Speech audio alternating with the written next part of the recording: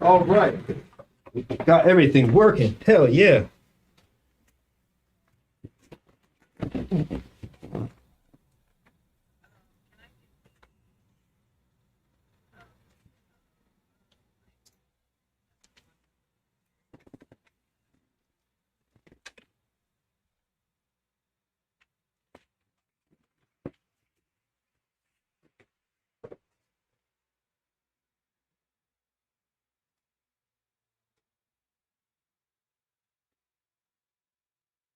So Yeah, I haven't.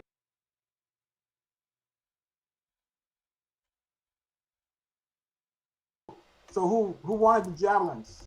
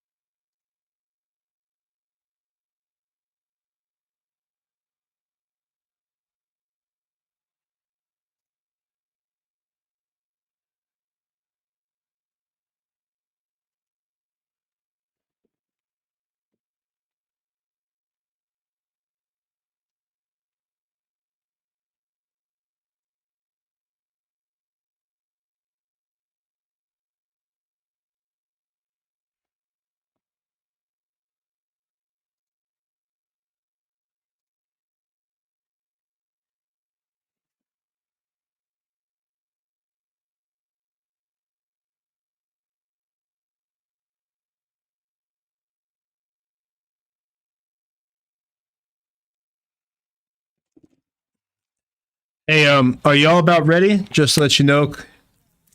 All right. All right. I'm gonna unmute. I'm gonna unmute y'all. I'm about to unmute y'all. And then I'm gonna start up. I'm excited. so that's not a magic item in 5e. So what would the equivalent of that thing be? Hello and welcome to another episode of Nerd Botcher. We are back and we are about to get into the good team. We will go real quick what happened. First of all, let me say thank you to all our subscribers, our viewers, our Patreon supporters. Thank you so much. And we also wanted today give a big announcement. It's been nailed in, penciled in. Of course, things can change. It's the world we live in. But as far as I know, our business developer, Eric, here has got a very special guest stars, Stefan Picorni, Luke Gygax, and Carlton. And we are going to be playing on January 22nd for the Wounded Warrior Project. So make sure you tune in for that. But what's really also cool, aside from being able to help veterans and help people that protect us out, what's even better than that, well, what's not better, but what's really cool is that you're also going to tune in and you'll get a chance for a really huge giveaway. We're going to be giving away a bunch of Dwarven Forge stuff. I have a full cavern set here that's been custom painted by a player of ours, or I used to play Amy. You might remember her from the Evil team. She played Helen back. So we're going to be giving that away. We've got gift certificates from Reaper. So we're probably going to be giving close to, I'd say, about $700-800 worth of stuff away. So if you are watching this right now, or if you're watching this during a replay, make sure you tune in January 22nd. It's going to be at 4 p.m. Eastern Standard Time. If I'm wrong, Eric will correct me right now and say, no, it's at a different time, but it is 4 p.m. Eastern Standard Time. That will, of course, be 1 o'clock Pacific that you can tune in and watch that. And it's a classic 1E adventure. You'll get to, it's a homebrew one I wrote, but you'll get to watch the second part of the rise of the undead horde as an actual army, it seems like, of the undead is rising up out of Faerun and trying to take over. So really exciting stuff. Want to thank D&D Creative Table Designs. Of course, Todd Putman, thank you so much for supporting us as usual.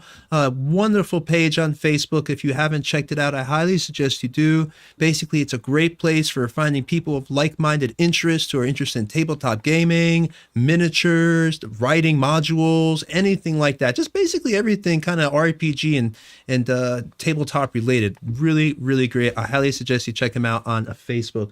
Also, of course, want to thank Reaper Miniatures. That's another one of our sponsors. And of course, they're going to be giving us all those wonderful gift certificates that we're going to be giving away on January 22nd to our viewers. Thank Troll Lord Games as well. Thank you so much for that. Troll Lord is basically a great place where you can find supplements for players as well as dungeon masters. So if you're looking for new spells, items, adventures, anything like that, highly suggest you go check out Troll Lord Games. And of course, also want to thank Stat Trackers. We used to have a great player of ours who used to play over there on the good team. He was Alistair Bramblebeard. In real life, his name is James Keeler. And he owns Stat Trackers, and Stat Trackers going to be, that's another thing we're going to be giving away on the 22nd as part of that really great game, that charity game. And Stat Trackers. We're giving away James? We're giving away Stat Trackers. Oh, okay. I was going to say, I don't think that's legal. No, we're giving away Stat Trackers. I don't know about anything else. We're giving away so much stuff I forgot about the giveaways. So yeah, we got the Stat Trackers we're going to be giving away as well. And those are really useful. If you're a dungeon master, it's invaluable. You really just can quickly have a little, information of the monster right in front of you rather than having to flip through the book or anything like that. Just really quick and easy. You can also do initiative orders on it, so it's really useful.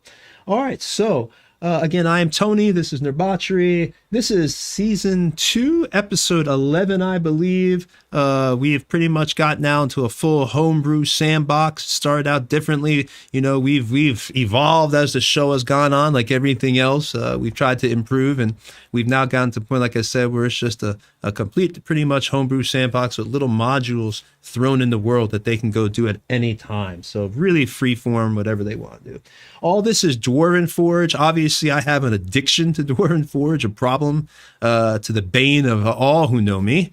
It's just pretty much my life collecting this stuff. So absolutely wonderful, wonderful terrain. I highly just check them out. Also, again, these are 5e rules. Everybody, we converted them over. You can check our schedule if you're interested to see anything else we do. And I'm going to let our players now. I'll flip over. One of our players wasn't able to be here tonight. As you know, Exile, she plays one of our characters up here. She plays Luca, and she might drop in. I don't know. We will see very soon. But for now, I will let the people introduce themselves, starting with the person at the highest initiative order, which turned out to be Chris. Hi there. I play Scoop, and I'm a human fighter.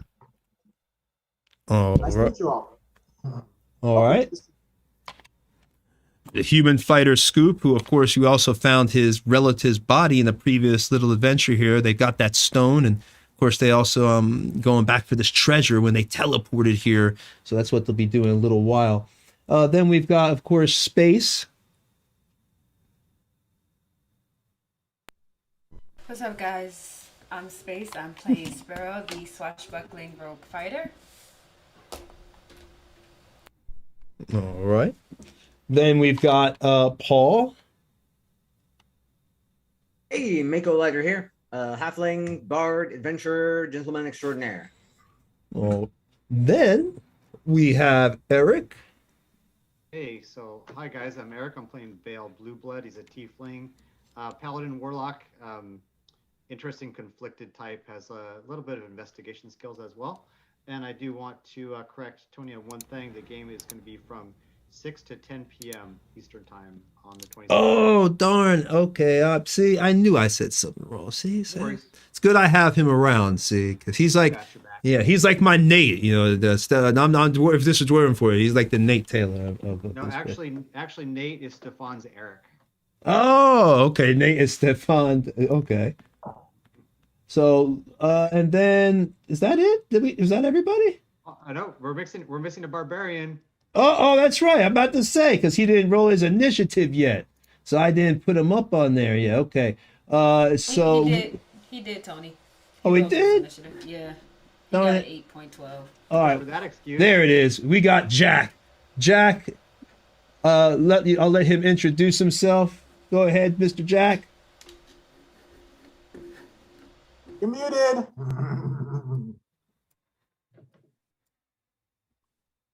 you muted Jack. Yeah, I think he's muted. Oh, I was muted after all that. How you going, everyone?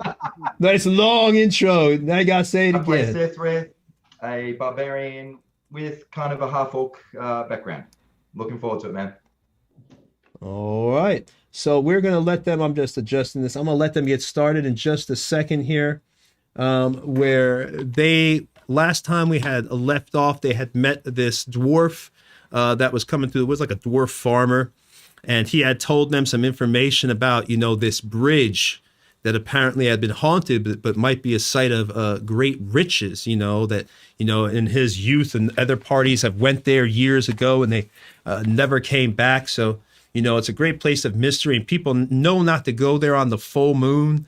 Of course, now tonight's going to be a full moon, so the party is pretty much at the point where they can decide to go find out what's at this bridge of mystery and intrigue, and what's there and what riches might be there, along with what dangers. Or they can also head back to town. They are on the road, the Eastern Way. That's the name of the road they are on, right outside the Holak Forest. They are about, I'd say about 7 or 8 days. I'm not looking at the map, but about 7 or 8 days outside of Arabelle, and about the same amount out of Immersea if they went and took a left. Probably about 10 days out of Immersea if they went and took a left down the Immersea Trail. So they've got to make a decision. They could head back to the forest and explore, I guess, the woods. They could head on the road to Arabelle. There's, of course, the other adventures and other things are going on within the world. They know that wild magic is spreading due to the fact there's a magical storm, and there's believed that maybe the gods might be walking the earth again. People aren't sure, but there was a girl in Arabelle that they originally had left when she was unconscious, but they got news from, rumor while she was gone. They stopped at an inn hearing that a young girl was looking for adventurers, and some adventurers went off to Castle Crag, and they did not come back. So there's a lot of things they could do. They've also heard about a hut. So all these little rumors that they could go investigate, or they've also got the stone. What is going on with this stone? They know at least somebody and something knows about it. That Black Dragon knows that they have it, and also had that mysterious figure that knows that they have it. So there is a lot of things going on right now. So I'm going to let them pick up. I'm actually going to take away that dwarf because the dwarf has left in the morning. They have now had a day. They got to go ahead, guys, and do your rations. Go ahead and take a ration off. And let me also tell you the weather. Because if you don't have any rations, someone's going to have to go look for food or something, because everybody's probably really hungry. And today's weather it is winter. We are in a temperate zone. All right, it is cold right now. You've got a wind force light, an unprotected character in cold weather, so you're all going to need to make sure you stay warm here. Start a fire. Must take a fortitude save each hour. So make sure that each one of you do a survival thing here. Everybody roll a survival, so we could see everybody collecting stuff to keep you warm, like leaves and brushes. It won't be very high. Just beat a 9 survival, showing that you're able to collect some brushes, and this will avoid you having to roll. If you fail this, then you're going to have to roll it. Mako, you're up, and Tempest, you're going to have to roll fortitude saves because of the cold. Once per hour. We'll do that at the end. We'll wing that. I know how to do that. All right. So, and the other thing, a character who has the survival skill may receive a bonus on her saving throw, and may be able to apply the bonus to. Now that bonus for your survival, if someone has a high survival skill and they have a bonus, they can give that bonus to another player. Does anybody want to help out another player by giving them their survival bonus? I don't have a bonus. I just Alright. have my base. Oh, right. So, and I rolled a 10. So I guess I can't give away anything. No, you'd have to have like a extra high roll. Plus, you'd have to have a bonus on your survival. All right, so anybody who rolled then, what we'll do is every few hours we'll take into account that you have to roll that fortitude save, and at that point, if you aren't able to collect, more brush or something to get you warm, then you're going to start suffering a little bit more exhaustion faster than other people. That's the effects of the weather right now. All right, so other than that, it's a cold day. You've got the weather. It is 27 degrees Fahrenheit, 3 degrees Celsius as your high, and low of 11 degrees Fahrenheit and negative 12 degrees Celsius as your low. And that is your weather right now. And you are outside, and you guys can RP what you want to do, and then let me know your choice where you're going. By the gods, it's freaking cold and wet and horrible out here. I say let's find shelter in someplace civilized where we can get hot baths and booze. If only we had a tiny hut. That would help, but wouldn't help us when we're moving. That would be true, and we need to get our gear, our treasure from the mummy. Let's go get the treasure from the mummy, camp out, and then head to Arabelle afterwards is my suggestion. Agreed. We get the loot right away and figure out from there. What say the rest of you? I'm not Yeah, really that's the gonna plan. lie. Oh my God, it's cold. Like shaking in my boots right now. If we go to a honestly. town, I'll probably have to wait outside town. They don't really like me much. Or I'd have to keep my hood over. Hey, don't do that. You can come into town. Nobody's gonna mess with you. Trust me. Don't worry, Oh, they'll be They usually come out with pitchforks. Don't worry if Pick they up do some that. demon. I mean, no, I'm just joking. Don't worry. Nobody's gonna mess with you. Not when you're with us. all you gotta do is tell them you're with me. There'll be no problems. Right, and I can stab people kneecaps. They won't bother you. So. We'll see. All right, so we're gonna hightail our way to the loot. Pretty Okay. exciting. All right. Well, I've already went over for the loot with the party, but for the stream, so the stream knows what they received. They received an Onct of Life, a Scarab of Life, excuse me. And basically what that does is allow them to cast a Cure Wound spell for 3d8 plus 2 every day, once per day. They can go ahead and do that. And then they've also got a potion of extra healing, which is 3d8 plus 3, or they can break that down into 3 drinks. It's a third of the vial, which will give them a 1d8 cure of healing. Then they've also got a potion of ethereality.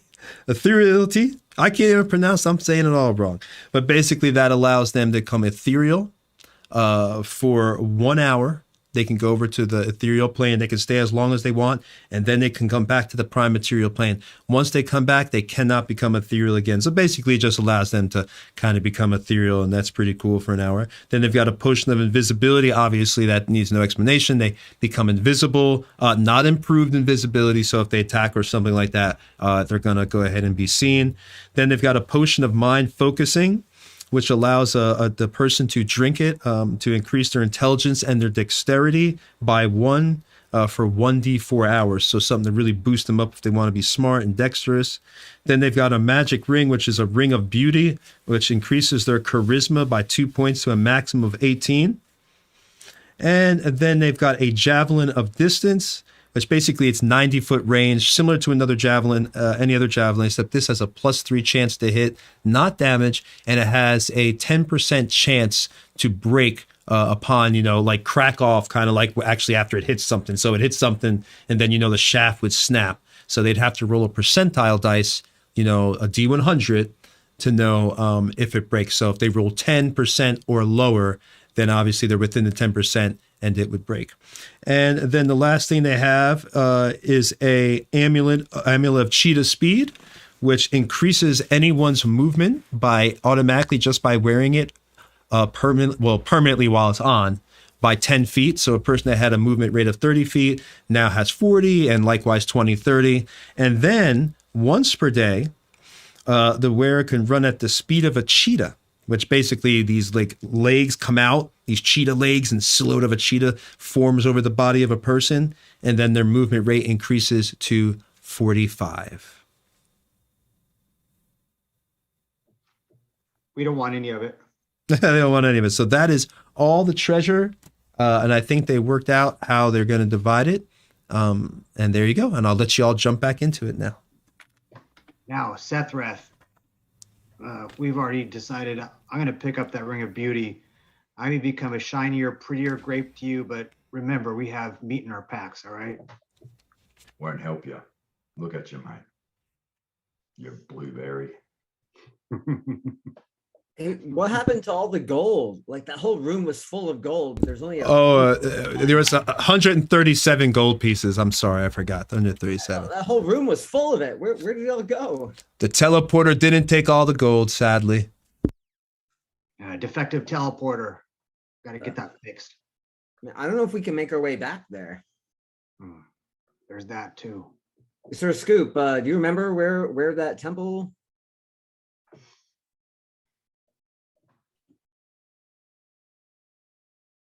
My fantastic wilderness survival abilities inform me that I believe that temple, I have no idea. Oh, heck. I mean, we had a map, but if I recall correctly, we went from your halfling girlfriend's place. Yeah. So I have no idea where back she to lives. your halfling girlfriend's place and then started from there, then we could find the temple again. Okay. Who does anyone remember how to get to her house? I know how to get to her place from Arabella. Dang. Oh, is that the city we were in? Oh Yeah. man. I don't remember cities. Does Heck. anyone know how to get to Arabella from here? I Where said, yeah, are we asked we? the dwarf, did we not? We did. What did he tell us? I wasn't listening. Like northwest, right? Right, so let's go back to the road. Is we that across just the was on. bridge? The haunted bridge? Oh, yes, the haunted bridge. We should go. Yeah. Too cold for haunted bridges. Shaking in your boots, huh? Oh, not I. Yeah, I me think either. The barbarian isn't afraid. We had two options. We could either go check out the haunted bridge or we could go to Arabella. It was the other way. I remember now. Oh, No, the Arabelle is the same way. You'll be going over the bridge. The road you're on, I can't pull up the map right now. I'd have to walk back there. But the road you're on is called the East Way, and you are west of Arabelle. So if you head west, you will be heading towards Arabelle. It'll take you probably about a week to get there. Oh, but we do have to go over the bridge to reach Arabelle? Yeah, you could go around it, because he told you, the dwarf, during the night when the moon is full, and tonight's going to be a full moon. So, as long as you kind of just go over and it's not night, you're okay. But if it's nighttime, then yeah, that's when adventurers have gone there trying to find out what's going on, because there's a lot of, rumors of riches here and everything else with these knights. That's right. I Or at least whatever they're carrying. I knew that we could get to Arabelle and avoid the bridge, or at least avoid the encounter on the bridge. But whatever. So let's just head there. I don't want to. I'm not Whatever interested. you do, hurry the bloody hell up. I'm freezing my balls off. Come on. Exactly. Yeah, let's get back to town. I could set up a hut for tonight. Well, yeah, as long as we do it away from the bridge. How long before dark? Right now, it's pretty early. Right now, it's morning time. You've got 8 hours worth of travel time. So, 10 hours technically before you could do a forced march. So you got about 10 hours to go. It's early morning. We're lucky we might meet a peddler that we could buy some extra winter gear from. I was feeling that some of us are hurting here. It's cold. Yeah, I'm Seth, basically like half naked, so. Yeah. Seth, All right, I have a question for you, Barbarian. Yeah, Bale. Oh, what do you think about us heading back and skinning those hellhounds. Maybe we can cure that leather and make some cloaks and blankets and things. Does that sound doable to you? It's better than nothing. Get the chill off you for sure. We can do that. So Tony, then I guess unless somebody else wants to do something else, we'll make the jump back to where the hounds are, and then probably leveraging our buddy, the barbarian. We'll try and cut up the hellhound skin and hopefully make some kind of warmer gear for us. Well, I do obviously. want to point out, Okay. Quaggoths are furry. You what, buddy? It's not just hellhounds. I mean, Quaggoths are very furry, and we killed a bunch of those. Yeah, And even they're bigger. You get a lot Probably more shouldn't out be of them. skinning humanoids. That's a little dark. It'll be a bit stinky. I don't care. I'll cut them up. It's fresh. Yeah. Mako, no, we should. I mean, they're intelligent creatures. They're sentient. I mean, Who are also dead. They were. So it's not like they can They're feel it. They're just dead now, mate. Jeez. yeah, they're not so smart now. I wash my hands of it. I'm freezing my ass off. Can we do something? So Sethreth walks over to his draft horse, and he's actually got in his gear a couple of blankets. So for the ones that seem to be struggling most with the cold, he'll hand him a couple of blankets, and he's got his own cloak because he's obviously been used to traveling in the area. And I'm ready to. I'll start actually walking straight back to where those creatures were, and hopefully they follow. So I have a question. How far away from the bridge are we now? I'd say you're not too far. Probably about, from what the dwarf had told you down the road, probably about 2-3 hours. So If you stayed on the eastern way and kept towards Arabelle, you're going to go over that bridge because it's known to the locals as somewhere they don't go to during the full moon. So we can do this, skin these hellhounds, and then be back before dark. Yeah, I mean, you could go ahead. I mean, you're just going to skin the hellhounds. They're not very far from your location. So I'd say about another hour. You'll have to roll your you already got a blanket, right? Someone gave you a blanket to wear? Thank you, Sethreth. All right, so that helps. You won't have to worry. Since he had that blanket in his pack as part of his equipment, then yeah, you don't have to worry. That blanket will, you're able to, put the blanket over you, and that kind of helps you prevent from the cold and everything else. So you don't have to worry about rolling that fortitude save since you were lucky enough to have that winter blanket. So yeah, you could go ahead and do that and skin them and be back. It'll take about 2 hours to skin it, I'd say. Okay, he'll go ahead and do that then. All right, so y'all skin. Let's go ahead and roll to see how well you're able to skin it. Give me whoever's skinning it. Oh, Cutter, I think you are. Is that your roll, the 21? No, that was for before. Okay. Whoever has the highest survival, which I assume is a barbarian, maybe not. And I have a survival of bonus of 4, but when I'm clicking on the character sheet, it's not portraying across to do the roll for it. click twice. Nope. Check to see if it's asking if you have advantage. There might be another window that you're missing. Let's have a look. I'll close it. And you now. should have advantage. Yeah. I'm going to give you there's advantage. I'm going to help you. Yeah, I get into that as You know, well. Sometimes I find that I can't click on it, but you actually did. You just There's have like to- 20 of them open because I'm trying to do it. While he's skinning it, I'll sit nearby and play a little tune on my guitar and give him a bardic inspiration. So go ahead and add 1d8 to that. 1d8.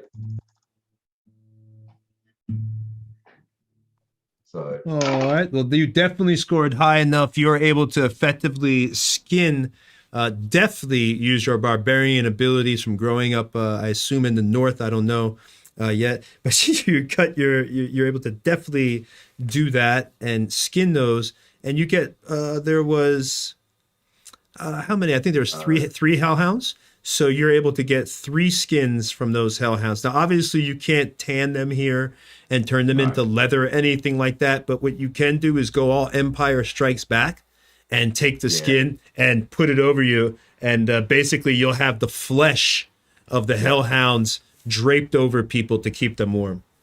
Well, Sethwith would know that you cut it back to the fat layer. You get the meat off, cut it back to the fat, and the fat is insulation. So there you go, insulated. So you basically so you got those, and now everybody has, or anybody who wants one of those skins, I guess. Are you going to give them one, or? I could use one. My con's only 10. Yeah, anyone who looks like they're struggling or wants one, I'll definitely hand them out. Myself, I've got a cloak, a winter cloak, so I'm good. All right. Is there anyone who didn't have a blanket who had failed their role? Who wasn't given a blanket, or did everybody pass their survival and they didn't need? They all the people who failed were given a blanket before they left. Correct? Yeah. Okay. I was. I don't know how many blankets Sethworth had, but. So nobody needs to roll their fortitude. Okay. All right. So you've got your skins. Those are going to make it, again, same principle as kind of like the blankets. Although the skins themselves, once you take it off because of the cold weather, it's going to begin to freeze up. It's not like the blanket. You know, these things are just basically flesh, and they're going to start to harden up, and they're also obviously going to start to stink at some point. So, you know, don't know if you're going to be wearing them for a few weeks, but that's up to you. I thought they smelled bad on the outside. Exactly. There you go. I thought it smelled bad on the outside. All right. They smell like hell. Hounds. Oh, I see what you did there. Nice. I say we go to that bridge. It's on the way. I don't want anybody else to die on account of some evil, undead, unwanted predators. Well, no, they only show up at night. I don't think we're gonna be camping out here much. You know, we can always go to Arabo and come back. It takes 8 days at least to get to Arabelle, so just to let you know. What is the closest town? Oh, that's it. That is the closest one. The closest one. Days? Oh, Yeah. man. So a journey back there and back would be Bridge. yes. Let's get started. I reckon it'd be cozy under that bridge if you got the balls for it. Nope, no balls here. Let's go to Airball. Well, do you really want to do that? Because if you do, I'll stay. You know. Cold for balls. I just wanted to get a better bow. I just wanted the long bow, so I can wait until we get to town. Doesn't matter to me. If you really want to do it, though. The right thing would be saving lives. Maybe we can find ourselves some nice shelter for a few hours. Not stand out here like a bunch of dorks. Well, Well, the tiny is I that could, you I always could have. scout ahead. I could scout ahead as we head that direction. If we find a good cave or any bit of shelter, well, we can then crash there. See how we go, yeah? Work for you guys? Hey, Tony, is there snow? No, there's no snow. It's just very cold. Well, if you're gonna scout ahead, you shouldn't go alone. You know, we don't know. You might get jumped up there, so. Well, I won't go alone. I'll take Bull with me. And he reaches down and pats his huge head of his mastiff that's sitting there. Good boy. He'll come with me. We like to hunt together. Nice pooch. Good boy, and I'm gonna like, does he bite? Can I pet him? He only bites when you put your hand near his mouth. Well, of course, I know that, but I'm asking you, is he a nice dog or not? He's nice to me and I'm his master, and that's all that matters, right? Oh. You want a patting little one, eh? I do want to pet him. He's so cute. All right, come here. Bull, heel. Yeah, you can pat him now. Yay! And I'm just like gonna like scratch up his face. He's so cute. Oh, Yeah. oh man, this makes me miss my kitty cat, and which I never found. She does look So- delicious, doesn't she? Yeah, I know. So what are we doing, guys? Are we staying here? Are we waiting? Are we going to town? No, so I think well, okay. I think what we want to do is we want to look for some shelter. wait for night, and go to the bridge. If you guys don't agree, then let's have some kind of vote or decide as a group. Well, with the tiny hut spell, I mean, we can have warm shelter whenever and wherever we want. So we're good. So then why don't we just head towards the bridge, and when we find a good spot, if we don't, Because there's rock scary up to the ghosts at the bridge. bridge. I want to see some ghosts. Yeah. He wants to do the crazy cool shit. All right, so it sounds like Lamon's tiny hut, to answer your question about what we're going to do for shelter for now, and wait until evening and then go to the bridge. All right, so we got Liam's tiny hut is coming up, and then y'all are basically heading towards the bridge right now, right? Yeah, and I'll scout out, I don't know, maybe 50 yards out front or something, or 100 yards out front with the dog, and I'll leave the horse to trail along with the group. Is there anything you're looking for in particular? Or just like general, you're kind of just scanning side to side, making sure that nothing weird is out of the... For and foremost, with my background, I'll be looking for anything that is dangerous. So, Okay. and that includes humans for me, because like I said, sometimes they get a bit carried away and chase me to the pitchfork. So, and secondly, I'll be looking for anywhere that has good cover so that we can get out of the weather. Humans are so judgmental.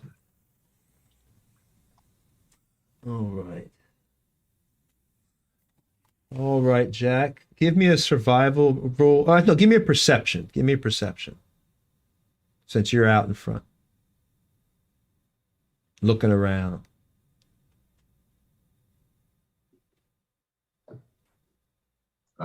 Do I get advantage having the dog with me for perception? If you can do to get advantage with your dog, give me an animal handling. If the animal handling succeeds, then you get your advantage. That shows like you're able to communicate. So give me an animal handling. Beat 14. 14 animal handling or better. Righto. And then you get advantage on any checks for the rest of the day with the dog. Almost, dude. All right, so your dog kind of you kind of put your hand down to the dog, and he kind of just is like, he's looking. He's like he sees a squirrel, like squirrel, and kind of like darts that way, So 14 for my survival. Oh, you wanted perception, wasn't it? Sorry. Yeah, give me a perception because you're kind of just looking, scanning the horizon and everything. That's what you said. You want to stay ahead. That's better. All right. So, as you're walking along for these next, like I said, it takes about 2 or 3 hours to get there. It's still really cold. You see some wagon, trails, obviously marred into the actual dirt of the road and everything. And it looks like it's heading towards the bridge as well. They don't look too old to you, so you can tell people have been here not too long ago. It might have been that dwarf, but he didn't look like he had a wagon. The weather seems to be getting a little bit warmer. But you don't see anything too particularly dangerous. So your trip towards the bridge, there's no really anybody else coming in your direction. So it's pretty much uneventful. And you arrive at the bridge unscathed. All right, I'll hold up there and wait for the group to catch up and then let them, go from there. All right. Some marching order, huh? Is it still daytime when we get to the bridge? Yeah, right now it took you 2 hours to do the skinning, 2 hours to get to the bridge. So that's 4 hours. You woke up, I'd say you woke up at dawn. You have 10 hours worth of travel time and pretty much daylight time or activity you could do. So you've already gotten 4 out of the way. So 6, it's about 10 a.m. right now. I'll be leaning on the bridge, chewing some jerky as they come up. All right. So we've had a long rest, right? Or have we not had a long rest? Last night. Yeah, because the night before with the dwarf, because remember he spent the night telling you all about the field and all that other stuff. Remember Jack wanted to, I think, get rid of him because he couldn't stand how much he was talking. Didn't shut up. No, he was telling you all about the history of the world and everything. Oh yeah, that really was annoying. Mako, we have our temporary hit points. In the morning, I'll go ahead and take some time to talk to each one of you, inspire you, motivate you. Yay. So yeah, was it 7 temporary hit points for everyone, including our illustrious new barbarian. This will be the first time you've gotten to sit through one of my speeches. Like, you feel like you could take a charging bull to the face and spit it off. Yeah. I thought it was 9. Or Oh, it do might you be like- 9. Yeah, you usually say 9. 9, so. Let's see.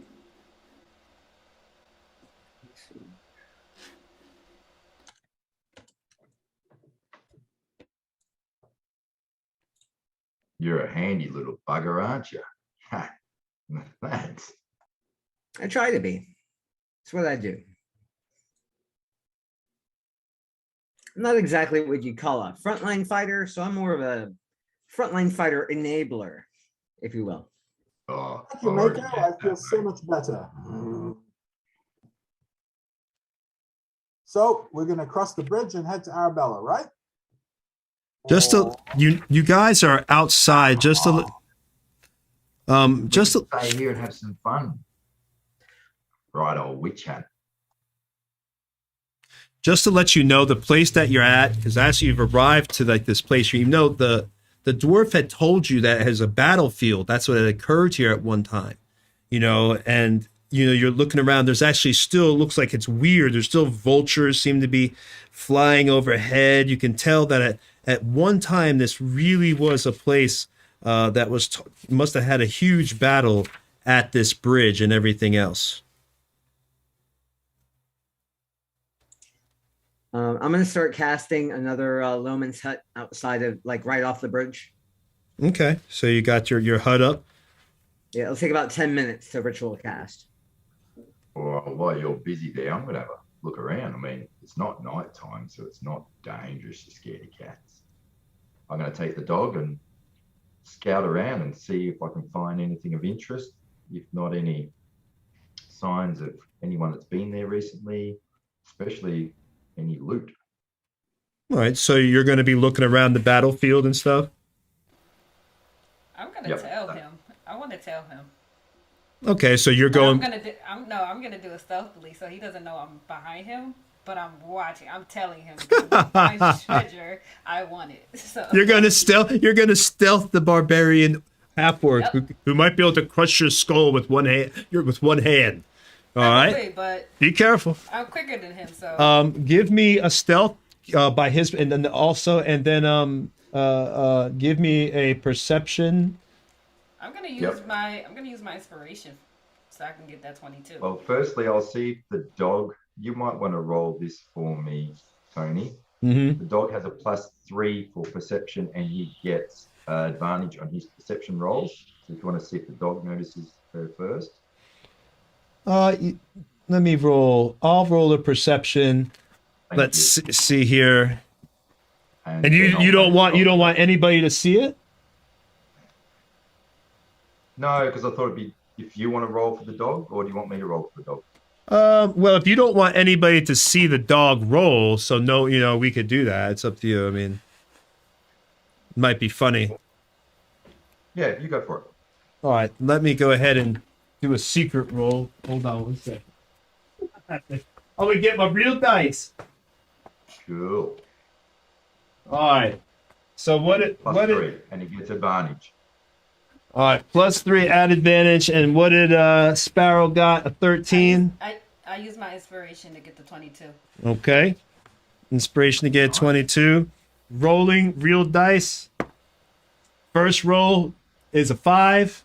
Not gonna do crap. It's a dumb dog. No. I wouldn't tell you if it. You know what? Next time I wouldn't even tell you if it succeeded or failed. We can have some really fun RP moments when she thinks she has you stealthed out. But Yep, on this that's cool. case, right now she feels stealthy. Go ahead and roll your perception, Jack, to see if you see her, because you also get a chance to see her. Oh my God! You know what? I'm gonna totally act like I don't know she's there. I'm gonna let her think Ooh. that I don't know. Ooh. Totally gonna play along with it. 'Cause I'm getting out of the problem. He's sneaking the rogue. Wow, that's not the rogue, but sneaking her. All right, so 22. How do you like them apples? Wait, so Can I also make a perception check or an insight check on him? He's not trying to lie. He's just not turning around. He knows you're there. So all he has to not do is just not turn around. There's really nothing I would think, at least in my opinion, to insight, because there's no lie, there's no act. It's just him walking forward and stay walking. And you just keep following, thinking, yeah, I got this. Yeah, I I'm think just Sparrow should continuing get on. an insight check, though. What? I'm sorry to people. I agree with Sparrow. She should get an insight check to catch on to his game. All right. Yeah, if he knows that I know that he anyway. All right. Well, you know what? Then if everybody thinks of that, I have no problem with that. Go ahead and we'll do a deception versus insight. Go ahead. Unless. I got a nat 20. Oh. I know that you know that I know. This sucks. I have -1 in deception. I'm not actually trying to be deceptive. I'm just carrying on. Yeah, I'm just like, so Jack, what we doing? What are we doing? Yeah, 22. All right. So this is So. what's happening. Oh, so- I don't know you're there. Hi. What's up? You know, I thought I was a little sneaky, but it seems that you caught me. So I guess we're just walking. We're walking. We're walking. Why with the games, little one? Little bird. No games. I just wanted to see what you were doing, and I wanted to be quiet about it. Yeah, come with me. Let's have a look. Let's go Yeah. around together. Okay. Just You know, you don't are interrupt really the dog. nice. Sniffing. He's very serious when he's sniffing. Go Okay. on, Bull. Get him, Bull. It's fine with me, someone. Good doggy. Good doggy. All right. So, So- yeah, I'm gonna help him with investigating the battlefield. All right. Well, let me go ahead and do those rolls for y'all. Go ahead and roll me as y'all are searching around the battlefield. This is going to take about another 2 hours as y'all are searching, I'd say, because I mean it's a large area. If you're really trying to search it, that means you're walking. You know, it's a few acres. You know, so but give me an investigation roll, both of you, and then we'll go. If anybody else wants to do as well. Sparrow got a 16. Okay.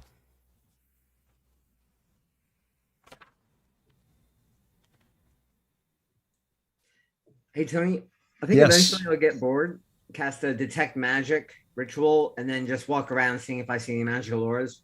Gotcha. I'll invite Sir Scoop to accompany me. You got it. Aw, you beat me to it. I was just about to say my guy's going to rely on his wild ability and check for magical items. Okay. You're not getting, I'll tell you, any, Magic awareness. you're not Right. getting from right now, just walking around the battlefield, you're not getting anything, but your investigation did yield both you and Space. Space, you come across like, it looks like, you know, a mound of dirt. You can tell that it looks like there's something could be buried under there. And you, Jack, as you're not Jack, I'm sorry. I gotta call your character by his right name. Damn it. Sethreth. That's it. Sethreth, as you're walking, you actually come across what looks like it's like a silver, a metallic object in the dirt. Do y'all want to Well, then I investigate will further? sit down Close Yeah. and have a closer look without touching them. Okay. Yeah. Slowly gonna- try and move the soil or grass around the item away from it without actually touching the item first. All right. All right. I So will also do the same thing. you're able to move it around, both of you, because it wasn't anything. You actually find, Sparrow, you find what looks like just leather armor. It's like very old, kind of it's almost rotted out, some of the pieces. And inside it, there's also a few bones as well and everything else. So you could tell this probably what looks like something that somebody must have worn during the battle all that time ago, but it's still got a few strips left on it, but a lot of it's old and cracked and broken and just totally almost falling apart in some areas. And then you, Sethreth, what you find, you know, as you're moving aside the dirt, is you actually find a few metal arrowheads that are in there, and you find a few silver pieces as well, like 2 silver pieces next to the arrowhead. It looks like the shaft probably had rotted years and years and years ago. But there is like a nice metallic, very still usable arrowhead. So looking at the arrowhead, would I ascertain that it hasn't taken the normal amount of wear that an arrow should have been left out in the weather? Yes, it does look like it's been sitting there for many years in the dirt. You can tell, it's got, not rusted, but it's become dull from just erosion, maybe sitting there and having the water and everything around it for so many years. Cool. I will take them and put them in my pocket. All right. Now, does anybody else? Mako, you were casting Detect Magic, right? Yes, sir. Okay. And I asked Sir Scoop to accompany me through the scary grave site. Okay. Mass grave battle site. Yeah, it's just a. I shall escort Brave Mako, and because it's daytime, and I'm okay with this. Yeah, right now, from what they had told you that during the day, it's fine to go to this area, but after, when it hits nighttime, you want to avoid the battlefield and the bridge, because that's, where they can kind of move around, especially the bridge. The bridge is where they seem to appear. So now. Well, that's off the word of this merchant guy. I mean, I don't know him. They could be lying. Who knows? But maybe there's nothing. Maybe there's absolutely nothing here, and it's all just an old wives' tale. So you can just stay and go to the bridge and see what happens. So you guys are going around the battlefield. Give me an investigation check, both of you, for the people, Mako and Scoop.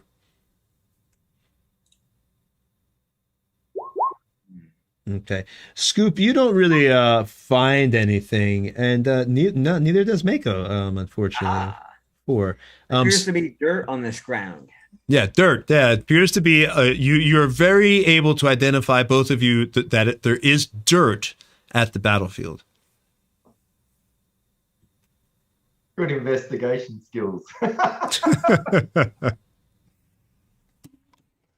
So we found nothing. I think we found the way to Arabelle. Ah, yes, that way. I agree. Ah, God, I want a hot bath, a toddy, maybe a really big woman. That's what I want. All right. So I confess I have a weakness for them. That half orc that I got into the little. I know your backstory with the boat. I know. Yes, she was magnificent. The woman had, I swear, thighs like an anaconda. Sorry, python. That would be a better description. Oh my god. Oh my god. I prefer my companionship to be like an ostrich egg, I swear. Gotta have buns, huh? So what is Bale doing at this time? He's been praying ever since he was left alone at the tent. And he's on one knee. Yamar, I know that your priest told me the good news before I left Arabelle. I know they said that no matter what I do, no matter how good I can be, that my soul is still damned for my past sins. And I'm okay with that. If this is some kind of test, consider it passed. I understand they want to make me a weapon of vengeance. Well, that's what I am. I have a lot of anger at myself for the things I've done, and I will inflict that upon your enemies. So I may die and get pulled back into hell, but I don't give a damn.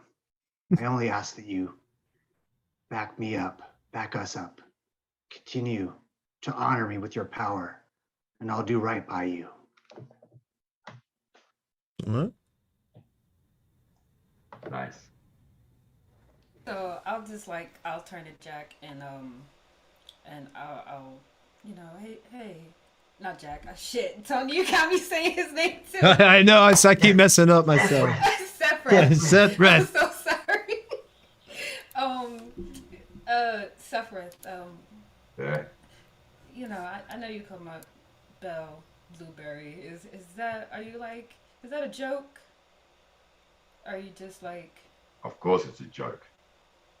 I just wanted to make sure, you know. I'm Blackberry, he's Blueberry. Wasn't that obvious? Yeah, people No, say my jokes aren't very good. I'll have to work on that. don't worry. You stick with Mako. He'll teach you how to. He'll teach you a joke or two. All right, little bird. I just wanted.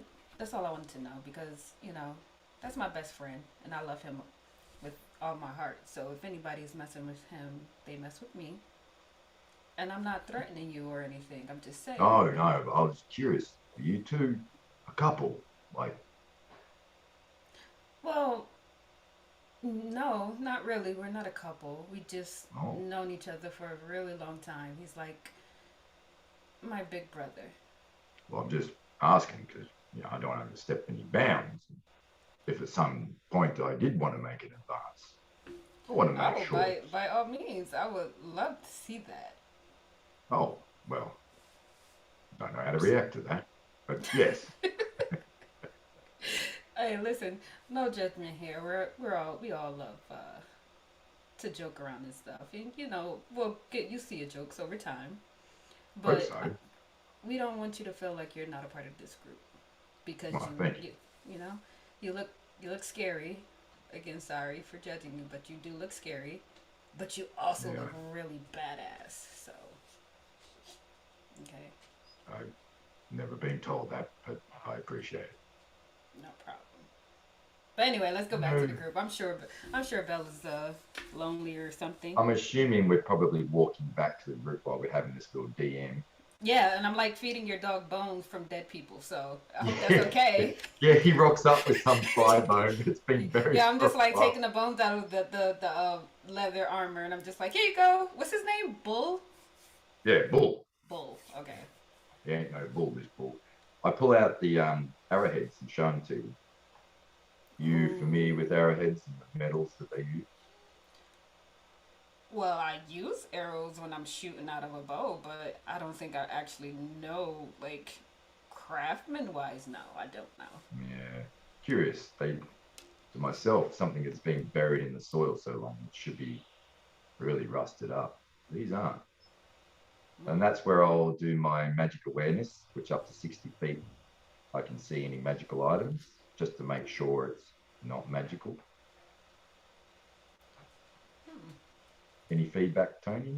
You're checking the items that the other people found? No, the ones arrow. arrowheads that I have.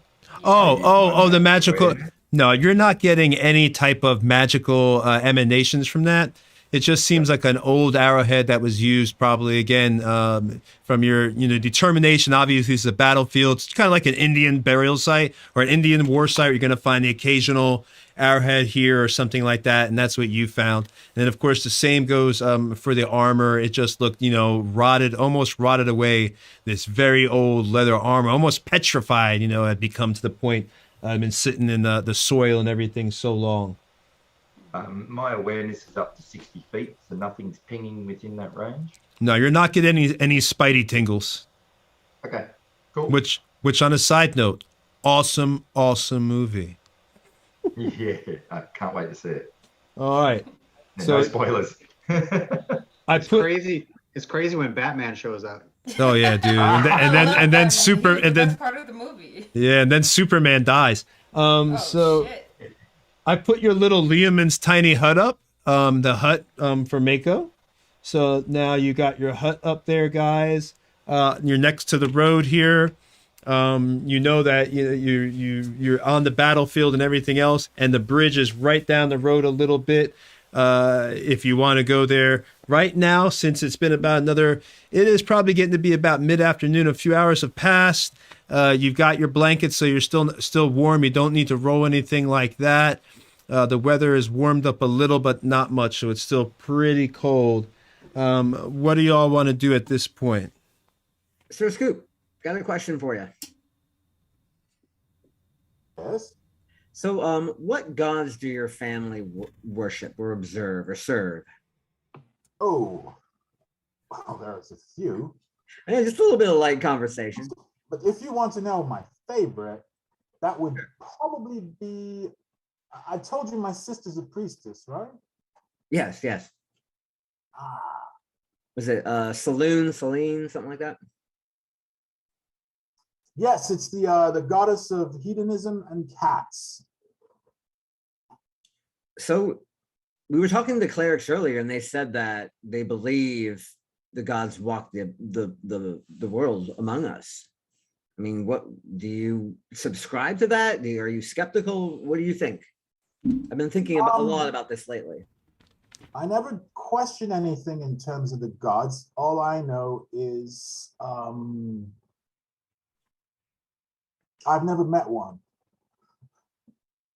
But I mean, if it's true, we could. Priestess of Sharess. Oh, Shares.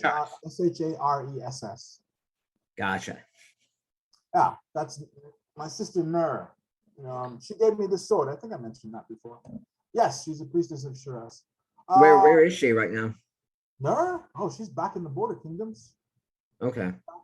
Back at home in Bidar. She didn't get exiled like I did. My two sisters, and my brother are still back there. Well, you don't get on well with your brother. Oh, he's fine. I can see that. Oh no, he's adorable.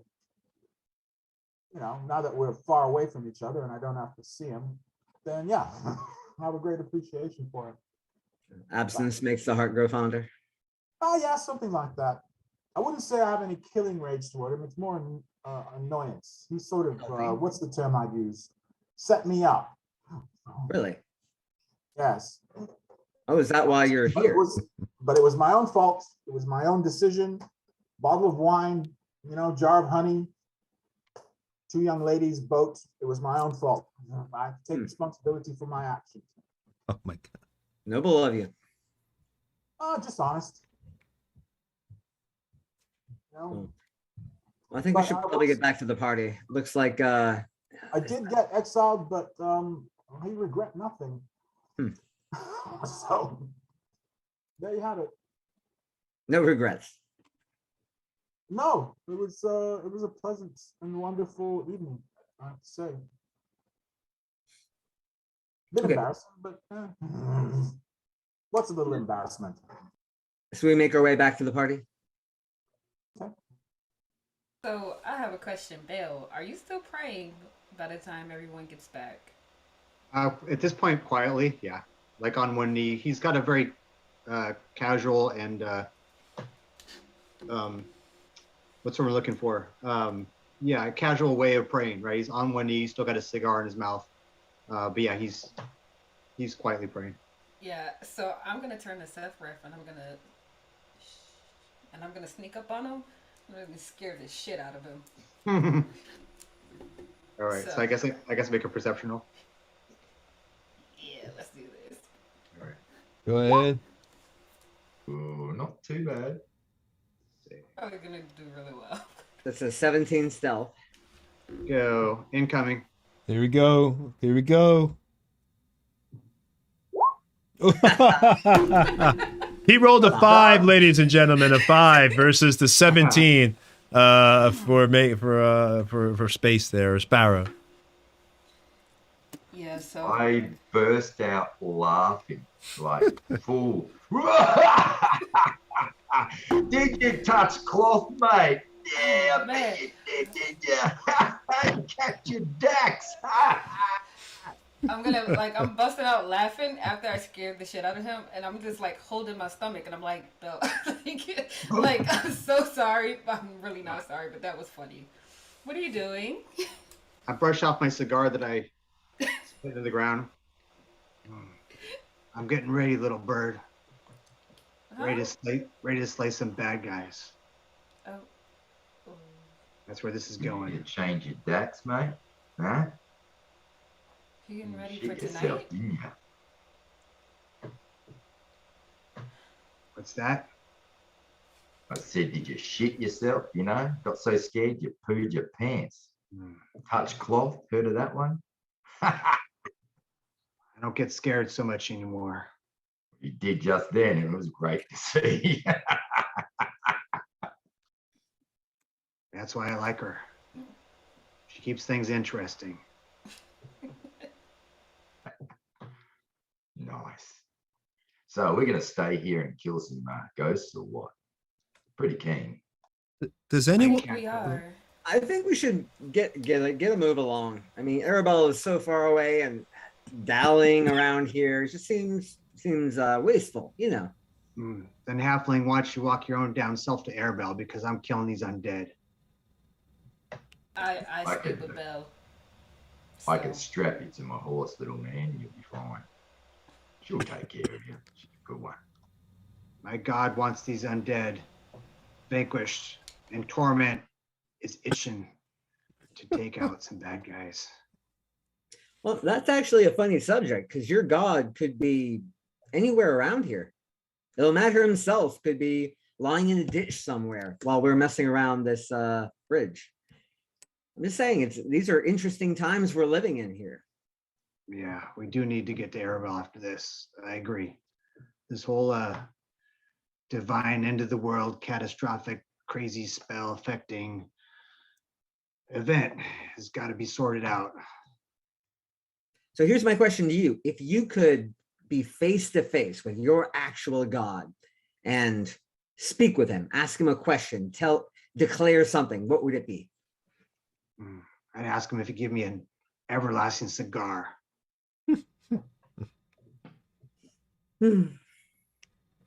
Because that'd be helpful. Yeah, can I What about one you, too? Selfreth? Who's your god? Was it like Groomsh, god of the orcs?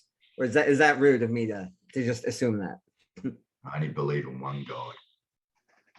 Well, who's your favorite? I don't Oh. need a God. I just need my axe. I ain't Okay. got time to pray to gods. They never answer.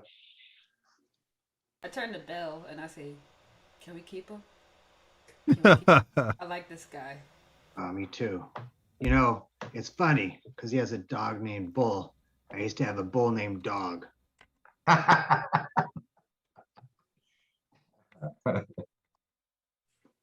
think you'll fit in pretty well, Sephiroth. I like him. I like all our group, to be honest. Yeah. I like yous sometimes. So, Sephiroth, I have a question. Yes, How do bird. you feel about pirates? What is a pirate?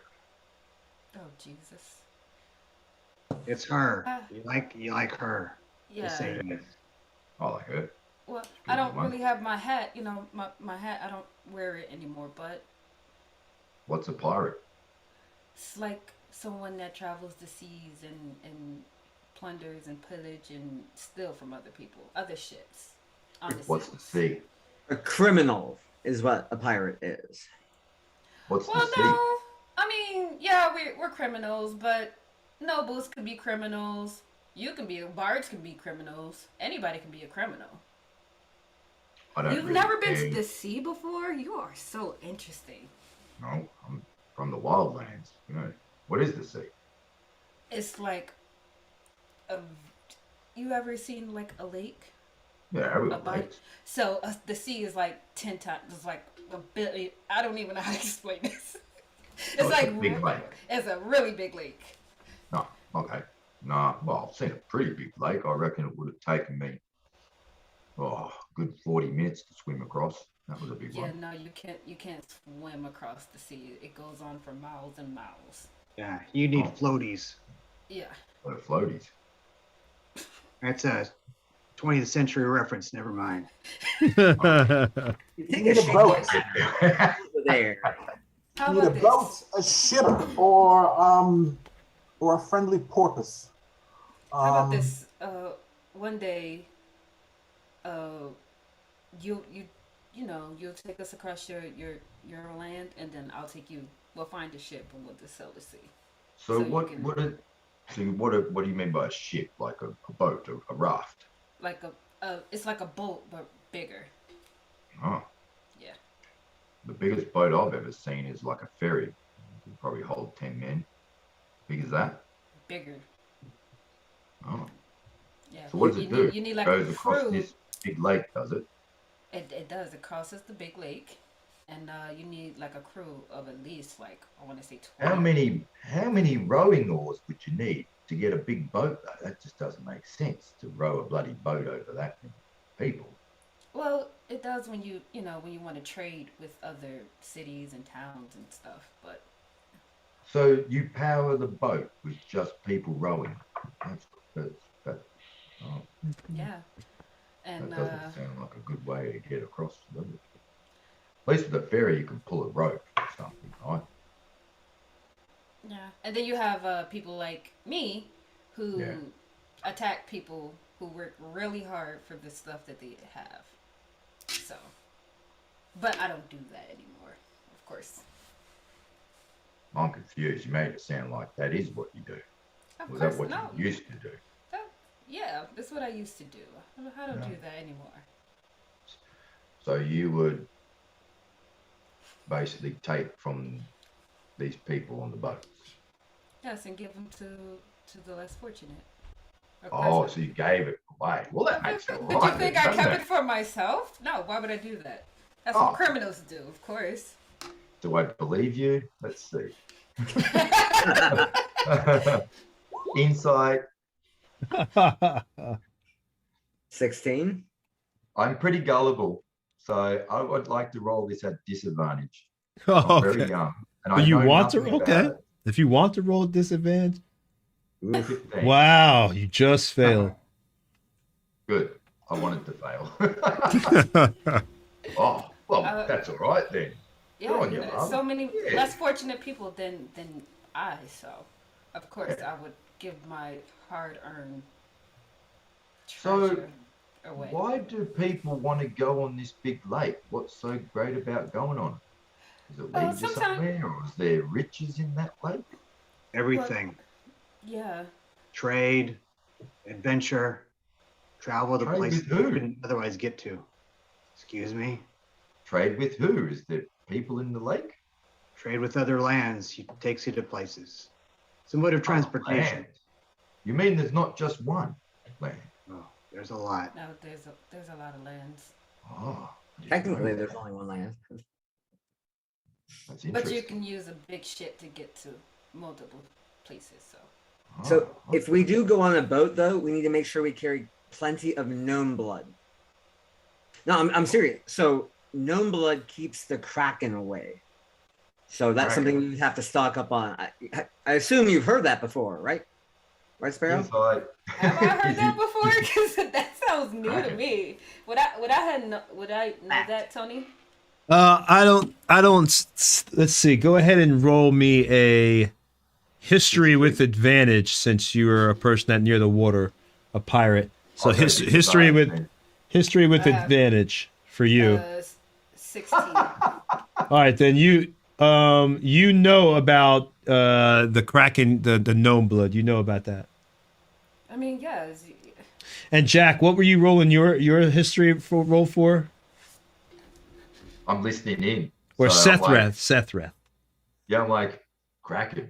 Is that something that comes out of you after you've eaten too much meat the night before, or? Oh my god. No, a kraken is like a really big sea monster, and it's very dangerous. So the gnome blood does keep it away. Hang on, you're telling me people go on this big water thing, and there's a huge monster. What's the point? Why go there at all? The whole thing is full of monsters.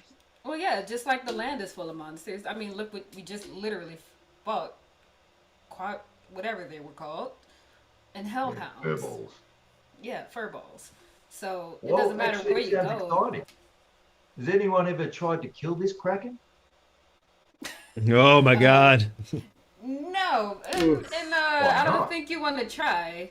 Why? It hurts me just to hear those words from you. You are. I reckon I could be the first to take it. I'd rather fight 1,000 ghosts. Yeah, we have to take Really? you on the ship one day. You have to go. Honestly, I have to see this. Oof. I guess you just said you're happy to fight the ghosts tonight, Mako, hey? Compared to a kraken. Yeah. Yes, you're going to stay tonight and fight with us, aren't you? Well, I mean, apart from Bale Bluebud's brilliant recommendation, I don't think I should be walking down that road by my lonesome. So Yeah. yeah, I'm here with y'all. You stay close to me, little one. Yeah, For good or for ill. I knew We you would coulda- say Mako. You know, we could have hitched a ride with that guy. I don't even know why we let him go. My ears were bleeding after the first bloody hour. He did You want to talk stay a lot. with him? A bit talkative. He- Yeah. He did talk a lot. I'm not gonna. History lesson. I thought I left that back in school, but no. Hey, he just knew a lot about the Forgotten Realms. Give him a break. I'm pretty sure that his dialogue tree ran out, and the next thing that was programmed was that he was going to leave us. I mean, but he did take a fancy to Mako. He likes you a lot. A lot of people do. Yeah. He was eyeing you off, licking his chops, mate. It looked dodgy as hell. Wouldn't be the first. Won't be the last. Don't knock it till you try it, right? Shoot, I'm not sure- a judgmental man. You're open to all suggestions. That's the only way to live. So I have an idea about later. I'll be bait.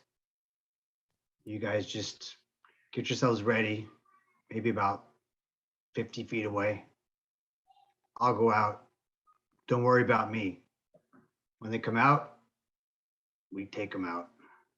So Well, we can stay inside the tiny hut and see outside, and they won't be able to. Well, they could come in if they go under the ground, around the barrier, and then up.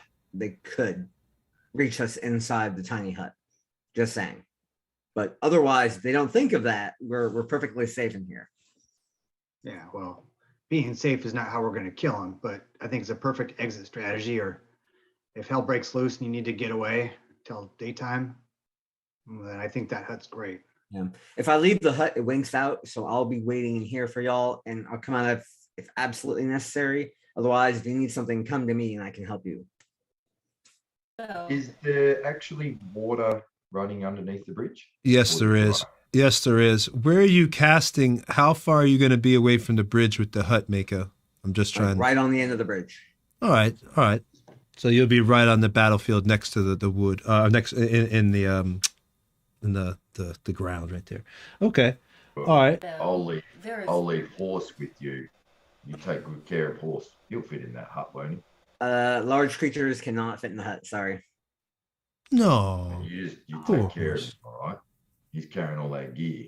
Unless Tony wants a magic hand wave and allow large sized creatures to fit in the hut. Nah. I'd totally be amenable to that. I mean, Eh? you want to keep the horse in there? Is that what you're saying? Because normally you can't large sized creature can't fit into Oh, the hut. I'll let the horse go in. Yeah, I'm not going to care about the horse. Ain't going to affect the game. I mean, so the horse. If you want to RP that your horse is in there pooping for the next 12 hours, it has. Poop reference, everybody. Ah, you got me. Well, if you want to be in there with that horse's stall for the next how many hours to wait till the moon is out, nightfall, go for it, man. I'm not going to stop you from doing that. But that doesn't mean every large creature. It just means this horse right now. That's the horse. All right. Well, you can use the ruling for large creatures, like how many normal sized creatures that can hold. I'm And gonna see say the horse 8. is like, Let me double check see that. the horse is 3 or 2. Horse is a horse, of course, of course. Draft Horse, Of so you course, think it's a to be horse. near 3 or 4, yeah? Of course. 9 creatures of medium size or smaller can fit inside the dome with you. So right. It's So bloody huge. That's a cabin.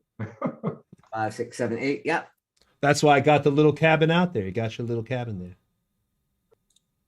Loman's medium size hut. Cabin next to the bridge. All right. I'll put a picture of the bridge on for you right now. Let's put. Belle, there is no way I'm letting you go out there by yourself.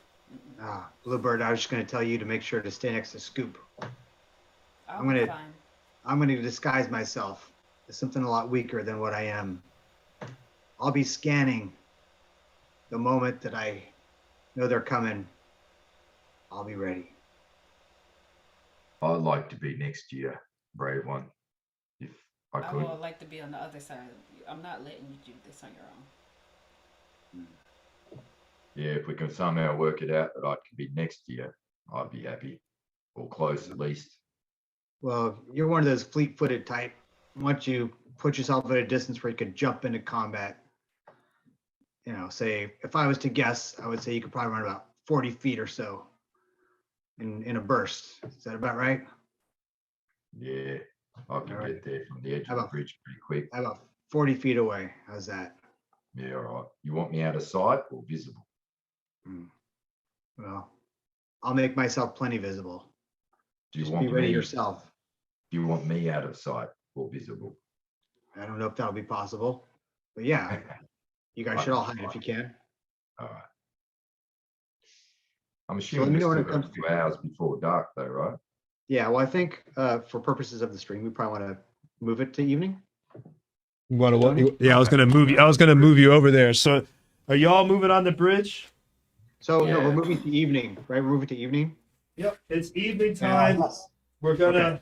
So yeah, there's nothing really happens as the day progresses. As you're waiting here, the battlefield's obviously creepy. You notice fog is rolling in as night comes on. And who is on the bridge? Okay, so to be super clear, Tony, what's going on? I'm going to use my disguise power as a Dispater Tiefling and disguise myself as a somewhat crippled old man carrying a sack of who knows what. And I'll kind of lit my way up to across the bridge. Everyone else, my suggestion will be 40 feet away or farther so they can let you know. And while I'm there, I can burn 4 divine senses. Mhm. So for four movements, each movement I'll cast it with, of course, undead. And so the moment that I sense undead, I want to cast protection from evil. All right, hold on one second. I have to set up the other camera for you all here so you have the nice view here as well. Well, as we're getting ready for combat, Sethweth will go over to a horse and pull off breastplate that he has, and he'll start strapping it on.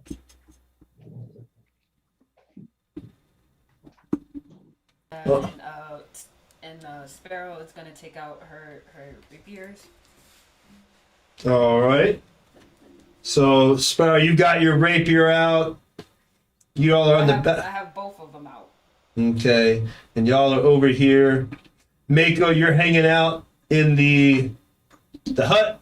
Got that. Where is Duncan at?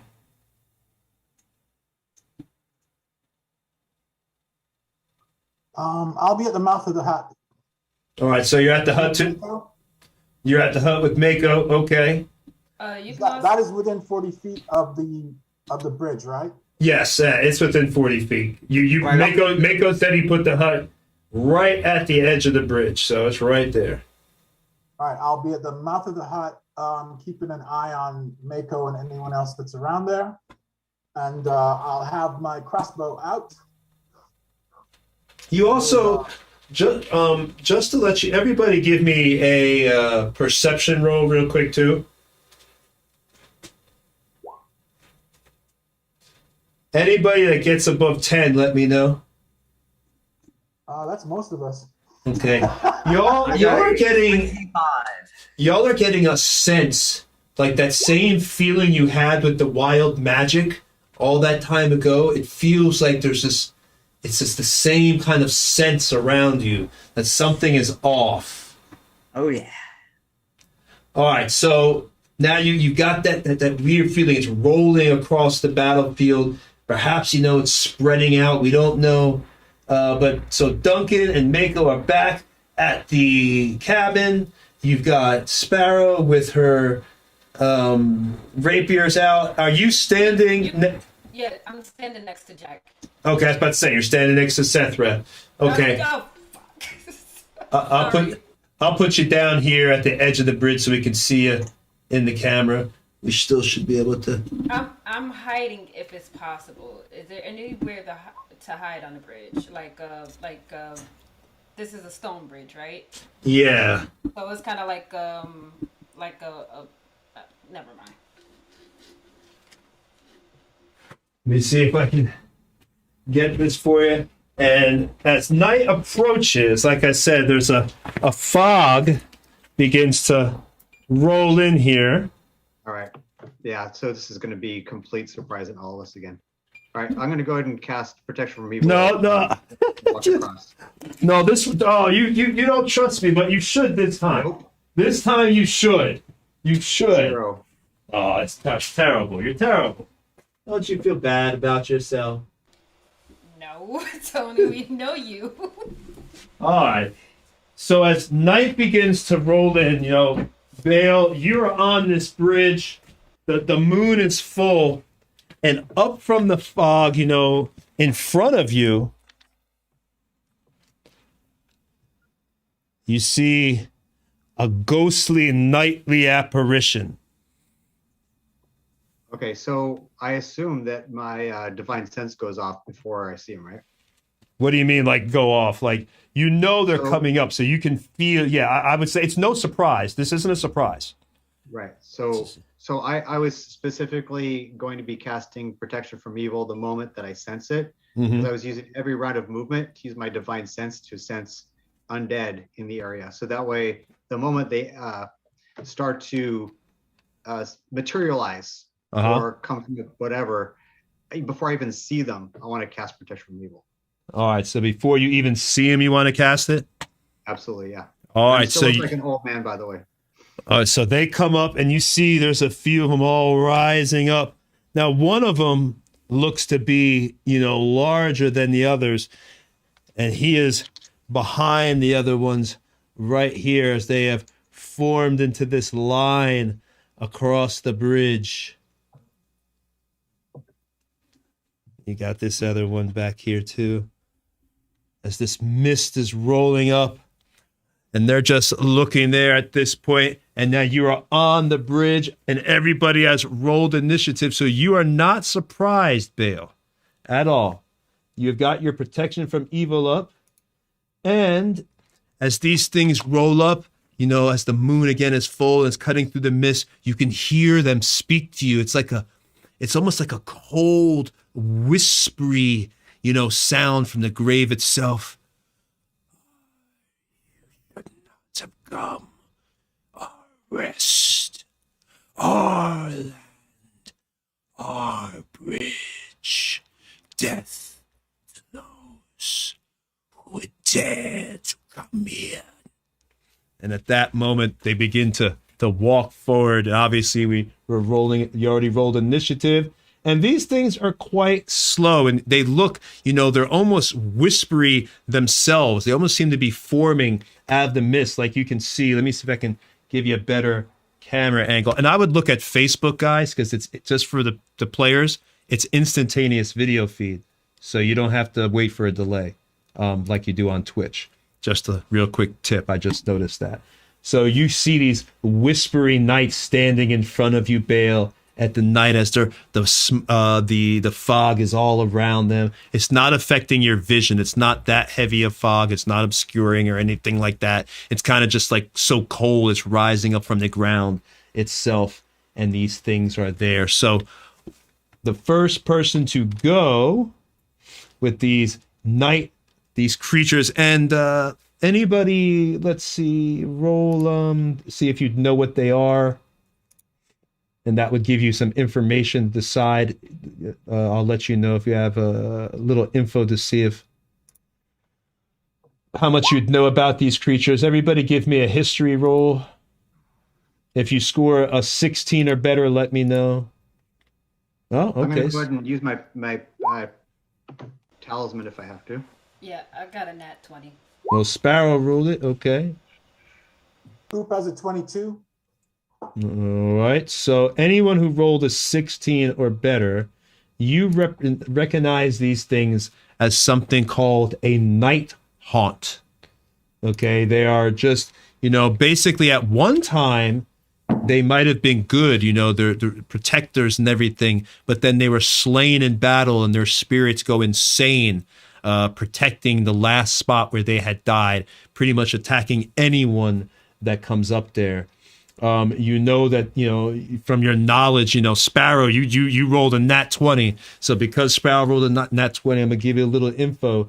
you know that Nighthawks, one of the things that you know is that, they are immune to certain forms of charm and everything like that. They're immune to sleep, charm, hold, paralyzation, and mental control spells of any kind, as well as cold-based attacks. So, and that's only, I wouldn't have told you that, but since you were in that 20, you had really, really heard maybe someone in your family years ago had fought a night haunt. I don't know, but you knew a lot about these night haunts. So you can communicate that to the other players, but that is what they are. And they are. Tony, quick question. Yes. With an 18 knowledge religion, do I know if they have any like spell-like abilities? Let's see. Yeah, you know that with an 18, you know that the night haunt can feel the power of magic in a 50-foot area. So this enables it to find, like, it has this, magical weapons that it's able to use that only it possesses, like they're like deathly kind of a glow to the weapons. You all need to roll a 1d20. I'll put this in the chat for you, so you can see. And some of that stuff is wrong, my notes. Just pay attention to the part that says the hard check. All PCs encountering Nighthawk must roll a hard check upon first entering it. The combined rolls 120. If less than equal to the combined total of the character wisdom experience level, the character succeeds. So basically, I'm going to have you roll. This is going to be a low. I'm just going to do this the way I want to do it. So just roll a d20. And this will It's a show. save and throw, right? What? It's a save and throw, it sounds like. Yeah, so we're just going to roll like a d20. Well, okay. Why is it a d20, not a wisdom saving throw? Yeah. Oh, I'm sorry. Yeah, I mean, it's a d20 wisdom. Roll a d20 wisdom. What am I thinking? I'm sorry. Or you could just roll a d20 and apply your wisdom bonus to it. If you have a wisdom bonus right now, it doesn't matter. Then it's going to be the same roll. But if you have a wisdom bonus, yeah. Because of my protection from undead, I'm immune to the fear type effects from them. So we're just adding our modifier to the roll. Rolling terrible. It happens. Don't worry, Sethreth. It happens. Yeah, it happens. So I got a 19 total because I have a +1 to my wisdom. All right. So everybody but Sethreth looks to have passed their hard check. So Sethreth, you're going to experience a -4 penalty to your dice rolls for the duration of the battle with the Night Haunt. So -4. Yeah, it's nasty. So the duration of the battle with the Night Haunt, these checks are also rolled for the character every time the Night Haunt kills a character. So hopefully it won't kill anybody.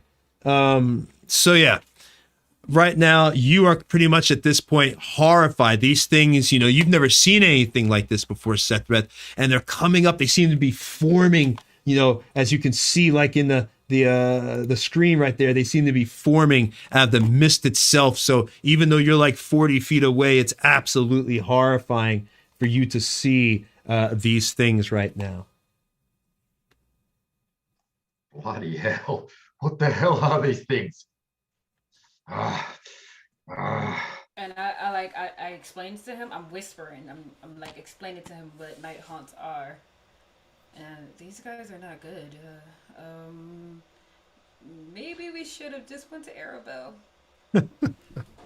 Too late now. Damn it, let's just kill him.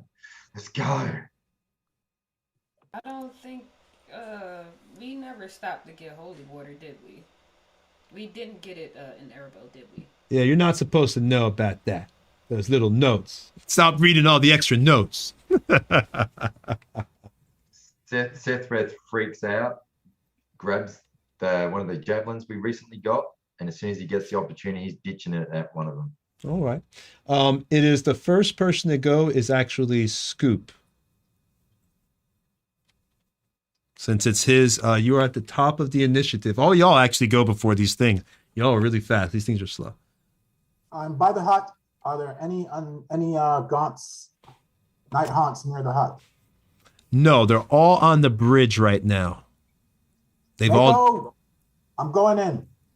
Yell if anything comes here. All right. Godspeed. So you run up to the bridge, and you're going to be at the bridge with Sethreth and Sparrow. How far can I get with a maximum move of 40? You could get right to where they're at. Good. I will get up to there. So you're on the bridge. Night haunts are standing there. Level my crossbow bolt. I had it ready. I'm gonna fire a light crossbow bolt at the gaunt right across from me. All right. So we'll just start numbering them. All right. This guy back here is the bigger one. Then you've got 1, 2, 3, 4, 5. If you need to know the direction, I can get the compass out. So this way is south, this way is north, then east, and then where you all at is west. So I'm shooting the southmost. You want to get this one right here? You want to shoot the javelin at this one? I'm not using a javelin. I'm using a crossbow. Oh, I'm sorry, crossbow. I'm sorry. And I'll shoot the one southmost. Yes. Okay, so that one right there. All right, go ahead and roll up your attack if you haven't yet. 15.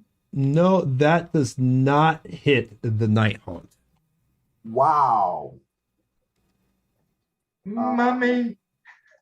That's a bit disturbing, but okay. That's not good. I'm at -4 for my attack rolls, man. Oh, that's true. I didn't even think about that. You might be in a little bit of trouble right there. All right. Then I'll switch out to sword and shield and stand ready. All right. So next is Sparrow's turn. I'm like, Belle, I think this was a bad idea. And then I look to Sethreth and I say, let's attack together. And I'll hold my turn until he attacks. All right. But fuck, this is going, man. Ah! All right. Next is, so you watched, Duncan shoot his crossbow, and it went right through like this thing. It didn't seem to affect it, or went around. It actually missed it. And now, you're planning to rush up there and get him. So now it is Mako's turn. Okay. I'm just gonna go ahead and shake my head. I leave the tiny hut, collapses behind me. I'll go ahead and cast Calm Emotions. How many people were affected by the horror? Just one person. One. Okay. Well, I'll try and hit as many party members as possible with Calm Emotions, which can suppress any effect causing target to be charmed or frightened. Oh, there you go. I'll be like, I believe in you, Sethreth. Cast Calm Emotions, and then I'll throw a Bardic Inspiration his way as well. Ooh. So now he has a 1d8 that he can add to attack or damage. Oh, all right. Well, there you go. I have a question, Tony. Are we within 30 feet of these things? You are 40 feet away. 40 feet? Okay. Well, you know what? Hold on. We'll just do that. You're at the end of the bridge. So 1, 2, 3, 4, 5, 6, 7, 8. Yeah, 45 feet actually. It's 5, 10, 15, 20, 25, 30. Used my bonus action before my turn ended to dash, so I'll have the extra movement. Okay, where do you want to move to?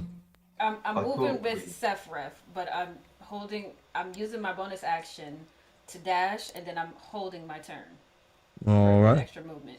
Okay. I think we really wanted to be at 40 feet so we could quickly get to Bale if need be, going by my movement. Well, Bale is not within 40 feet of him. He's like, right now, he is 5, 10, 15, 25 feet away. Oh, okay. All good then. So you could get right next to Bale, and it's only 5, 10, 15, 20 feet. Yep. Do y'all want to do that? Is it my turn? Yeah, no. I'll do that. And Okay. Then, I would have moved, and then I would have said Sethreth attack together. Yep. So you can move me by Bale. All right. So you're going to move by Bale. And when it's my turn, I'll be launching one of those nice new javelins that we received. All right. And now it is, let's see who's next. It is Bale's turn. All right. So I will turn.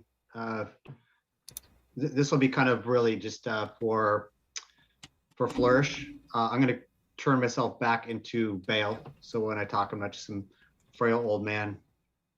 And I say, years ago, you were defending this bridge. You died here, or at least who you were died here. But what's left? Nothing but monster. Nothing but something to be slain. Which of you is the leader? I want you. You have honor. But you will die. And but they separate, and this one walks forward, and you hear, Wolfgar, you want to fight me? No, I don't want to fight you. I want to kill you. And I will move within 10 feet. And then as a bonus action, I'm going to use my Hexblade's Curse. And actually, no. I will channel Divinity and use my Vow of Enmity, which will give me advantage on all attacks on him for the duration of the fight. Mm-hmm. And then I'm going to go ahead and swing Torment at him. All right.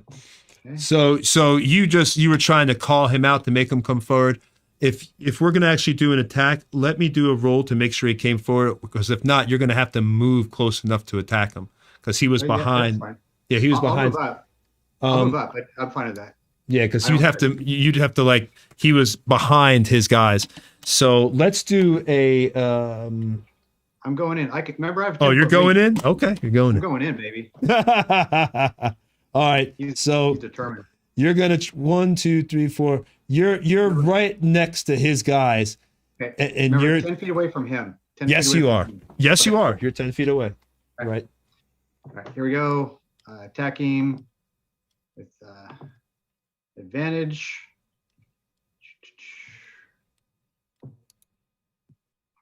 Here we go. Yeah. Only 14. That's definitely not going to hit. No, that does not hit. It dinks off his shield, because unlike the other ones, he has a shield, not the shield you see in the notes.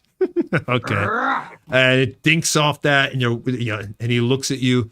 Courage will not be enough. You misconstrued courage for hatred. And the wisp is either, you can see his eyes kind of like what would be eyes, like they kind of like just like there's this blue flash, like they just glow as the continuing wisps of the smoke, or the not the smoke, but the fog and everything are going around. And now it is, all right, Bale went, so it is, now it's Night Haunt 2's turn.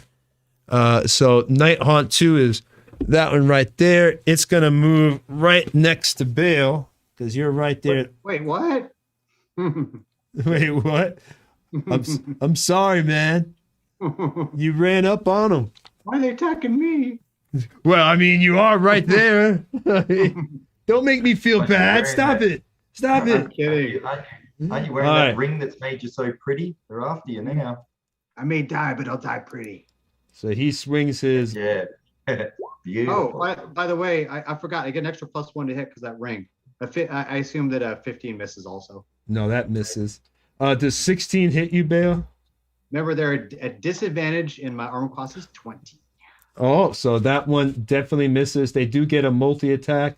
So let's see. They get another attack here. They're melee characters.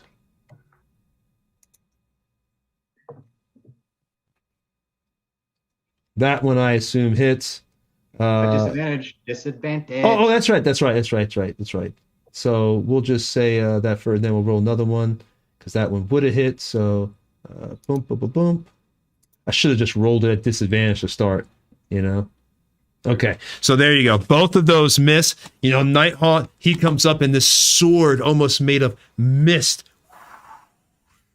And he comes up and he goes to strike Bale. But, you know, Bale's able to deftly get out of the way. He gets on his tiefling tail. You see him literally bounce on his tail for a second with his feet in his hands up in the air, the tail curled, and the swing misses his feet. And the knight just, and the mist continues to go around as the Nighthawk is there with you. All right. So now, Bale, that Nighthawk 2 went. Now it is Nighthawk 4, which is the one down there at the edge. It moves next to Bale as well.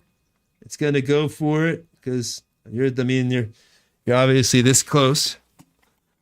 And now it takes its attack.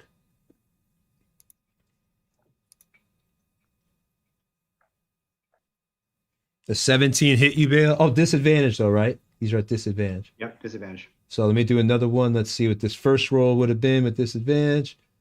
You need a 20. That's very handy, isn't it? Mm-hmm. All right, so that misses. And now let me do this next one, and I'll just do it at disadvantage. Always worry the battle's going to be hard, but y'all always kick ass. That misses because it's a 10. All right, so the same thing, disadvantage. This Nighthawk comes up, and it goes to attack and brings its sword right down, trying to cleave at the back of Bale. But Bale's able to bend forward and kind of arc himself like that, where the sword just swings and goes straight into the fog and misses Bale. And Bale, you are just dodging and weaving here. And now it is the wolf. The big one comes up. Now this guy, he walks up he fills in the gap that number 2 left. And now he's right up on Bale, and he goes to swing, and his sword seems a little bit more sturdy within the mist, and he goes to attack you. The normal roll, I assume at disadvantage. Disadvantage as well, right? Okay. As long as he's undead, yep. All right, so that first one misses. Now he makes another attack. You already did your.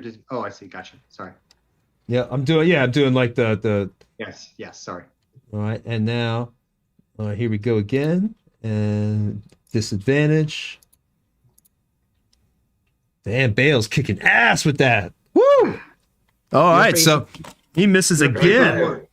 So you're facing more than a tiefling with a bad attitude. You're facing the might of Ilmater. You're done. You're all done. He looks at you, and you can see if it could be called a look, because again, they're kind of like misty and almost invisible, as you could see these haunts, but there's this feeling of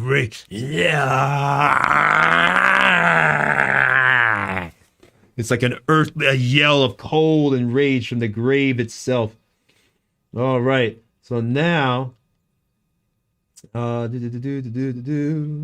he is going okay. And now he went, so now it's Nighthawk 5, and that one was right behind this guy. So he moves into the spot that 4 had lifted up, and it goes to attack Bale again. All these things are just on Bale, trying to get this tiefling. Oh my God.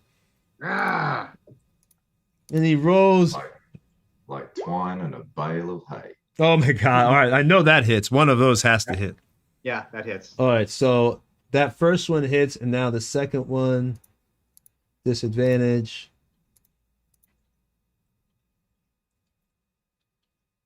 All right, so Bale is dodging and weaving. You know, the undead cannot seem to touch him. His just being protected by Ilmater, and all of a sudden, you know, but eventually luck runs out. And although he's dodged, you know, like 3 or 4 strikes already, this final one, you know, this one comes up from the mist, and Bale isn't able to see it as it forms into its corporeal being right next to Bale's left flank and chops right into his arm, into the back. It doesn't actually hit his arm. It hits like right here and right here. So it's a slice that goes across the back shoulder blade and across the tricep muscle, and it's a bad hit, but not too bad. And the blood just begins to pour out, and you can see a little bit of flesh hanging, combined with the little arm hairs that are Bale, just kind of sticking onto the skin and forming like a little design of grossness. All right. All right. So you take Your so- temporary hit points. Yeah, that's basically eight through those. It was 5 points, right, from you? 9. 9. Oh wow! So I actually, there's no hanging grotesque flesh arm hair thing or whatever, because it just eats up all my temporary hit points. All right. So you're good to go on that. However, he hits me, and I pull down my glasses. Uh-oh. Eyes glow red, and he has to make a DC 15 Dex saving throw because I'm doing Hellish Rebuke. That's sexy. All right. So DC Dex save Yeah, 15. at disadvantage because your thing. No. Okay. Ooh, failure. Yes. Right, he takes 15 points of damage. Fire. Woo! Are you talking about Nice. the big one, right? Yeah. So it's the guy that just hit me. Oh, that's number 5. That was number 5. Okay, that was just The a. Hellish Rebukes only have people that hit me. Yeah. Okay, so number 5. This is gonna hurt you a lot more than it hurts me.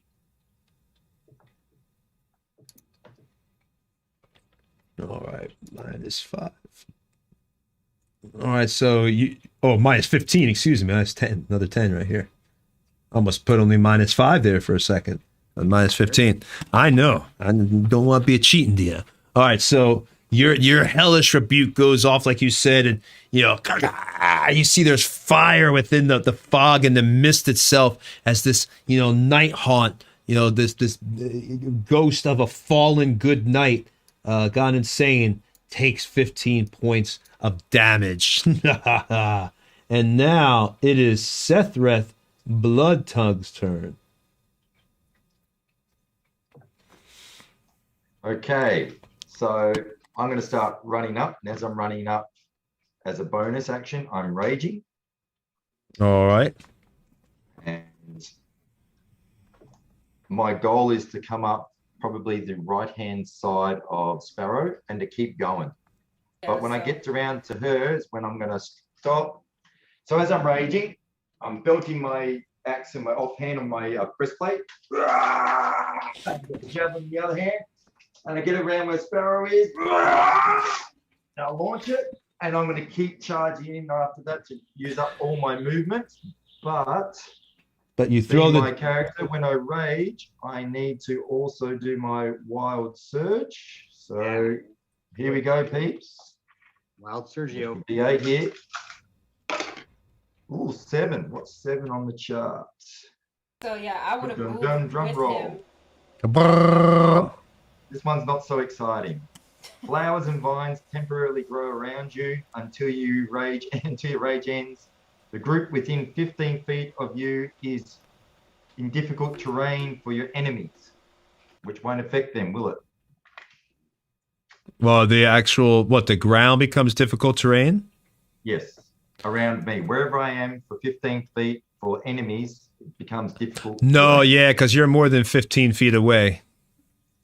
It follows me where I go. Yeah, it follows him, yeah. Oh, okay. I would say no, they're not really affected by difficult terrain. They're almost non-corporeal. That's the luck of the roll with this wild surge. Sometimes you get stuff that is very handy and then not so handy. But anyway, Very so I cool. do my javelin throw. Throw your Yeah. javelin. Okay, so interrupt real quick before you roll. Sparrow wants to coordinate an attack with you, which is what she was waiting for. Go ahead, Sparrow. Yeah, You so explain what you're doing. as he's running up, I see him launch the javelin, and I'm running up with him. And whichever one he attacks, I will also attack. Okay. So you get advantage plus your bardic inspiration. Oh, excellent. I was thinking of attacking the ghost to the right of Bale. Bale's right. Because that would be directly in line with me. On the screen, shouldn't I be on the other side? Oh, you want to be on? Yeah, you can be. It The didn't matter because right-hand y'all were side. set backed up. But either which way, y'all can be on your side. It doesn't make that I much. want to of be a on the other side. So 1, 2, you. 3, 4, 5, 6. Now it's going to cost you 6 just to get, because remember, y'all were at the back of the bridge right here. I had moved up Sparrow earlier, Yep. but y'all are at the back of the bridge. So to get to this one would actually be 5, 10, 5, 10, 15, 20, 25, 30, 35. You'd have to have 35 feet of movement to I get. had 40. Oh, Yeah, then and then and you're fine. I dashed as well, so I would have had extra movement. So I would So have y- had 60. So you want to get right next to him. So you got it. So there y'all are. Does 17 hit? Hold on. Hang on, 17. I'm at 17 minus does 4. not hit. I'm sorry. No, it does not. I got Plus, a I'm 20. I'm at -4 as well. Oh, wait, that javelin has +3 though. Remember, that's a +3 javelin. Also, I'm at you don't have -4 because calm emotions. That's right. Oh, good. Well, that's But- 20 then. That 20. does hit. That does hit. Yeah. I also got a 20. So that's Yay. 13 Good job, Bert. points. Woo! All right, so both of those hit. Poor Sparrow rolled a double 1 on her sneak attack damage. Oh, that had to hurt. All right, so you go after that one, the Nighthawk number So, 5. My Total- damage would be, because I'm raging, +2. Okay. Wouldn't it? Plus, also, does that magical javelin have bonus to damage as well as to hit? No, it was only just a hit for the javelin, just +3 to hit, Okay. no extra damage. So it would be 12 points of damage then. All right, so 12 plus 13, that's a total of 25 points of damage. Woo! It's not down, but you see, go ahead. I was just saying, yeah, Sparrow, teamwork. By the way, You know, you're I pretty brought good on the friends. field. And I looked to Sephiroth and I said, "You're pretty good. I like you." And then I like move back into like a defensive stance. All right, so you're back there. Now you're held up. Let me turn off that fog, might be too much for y'all. Let me do a little bit less there. All right. So y'all are right there on the bridge now. We've got you. So now it is. You've done. Now let me describe your damage too. Y'all did massive damage. All right. So y'all coordinate this attack. You know, you see, you know, like as Sethreth had said, he had run up, throws his javelin, and at the same point, these rapiers come out, flashing into this thing. It's still, you know, this Nighthawk is still kind of looking at Bale because it just had hit him. I mean, we're only talking a matter of a few seconds this had happened, and within that few moments, a javelin right into its non-corporeal body, but still is able to damage it and hit it, and it's like the armor that it is still wearing. And then, you know, the rapiers come in, sneak attack, coming from behind, right in. Total of 25 points of damage has come off. You know, this thing looks weakened. You know, it's shimmering and kind of going in and out of the fog. Like it's weakening, but it's still up. All right. And now it is. That was Sethreth. And we already had. Let me make sure something. Okay. All right. So now it is Nighthawk 6's turn. So he has to go, and he is back there. That's the main guy. That's the main guy. Well, I'm sorry. Nighthawk. Wait. 1, 2, yeah. 3, 4, 5, 6. Okay. So actually, it's not that one. Okay. It's Nighthawk 1's turn. So Nighthawk 1 goes, and then let's see here. So he is back here, Nighthawk 1. And he's going to move through his area. Oop, if you can just get off that guy there and move around to Sparrow and try to take a hit on Sparrow. Is it still at disadvantage there for your special undead ability, Bale? Only against me. Protection from evil is on me. Oh, I'm sorry. I feel like I keep picking on Sparrow every week, like in both games. I feel terrible. Sparrow, stop running in. Don't feel terrible. Listen, if I die, I die. I got other characters ready. I know. I'm not going to feel bad anymore. All right, so here we go. It's attack Sparrow, first roll. Oh, that's a critical miss. Yeah. All right, second one.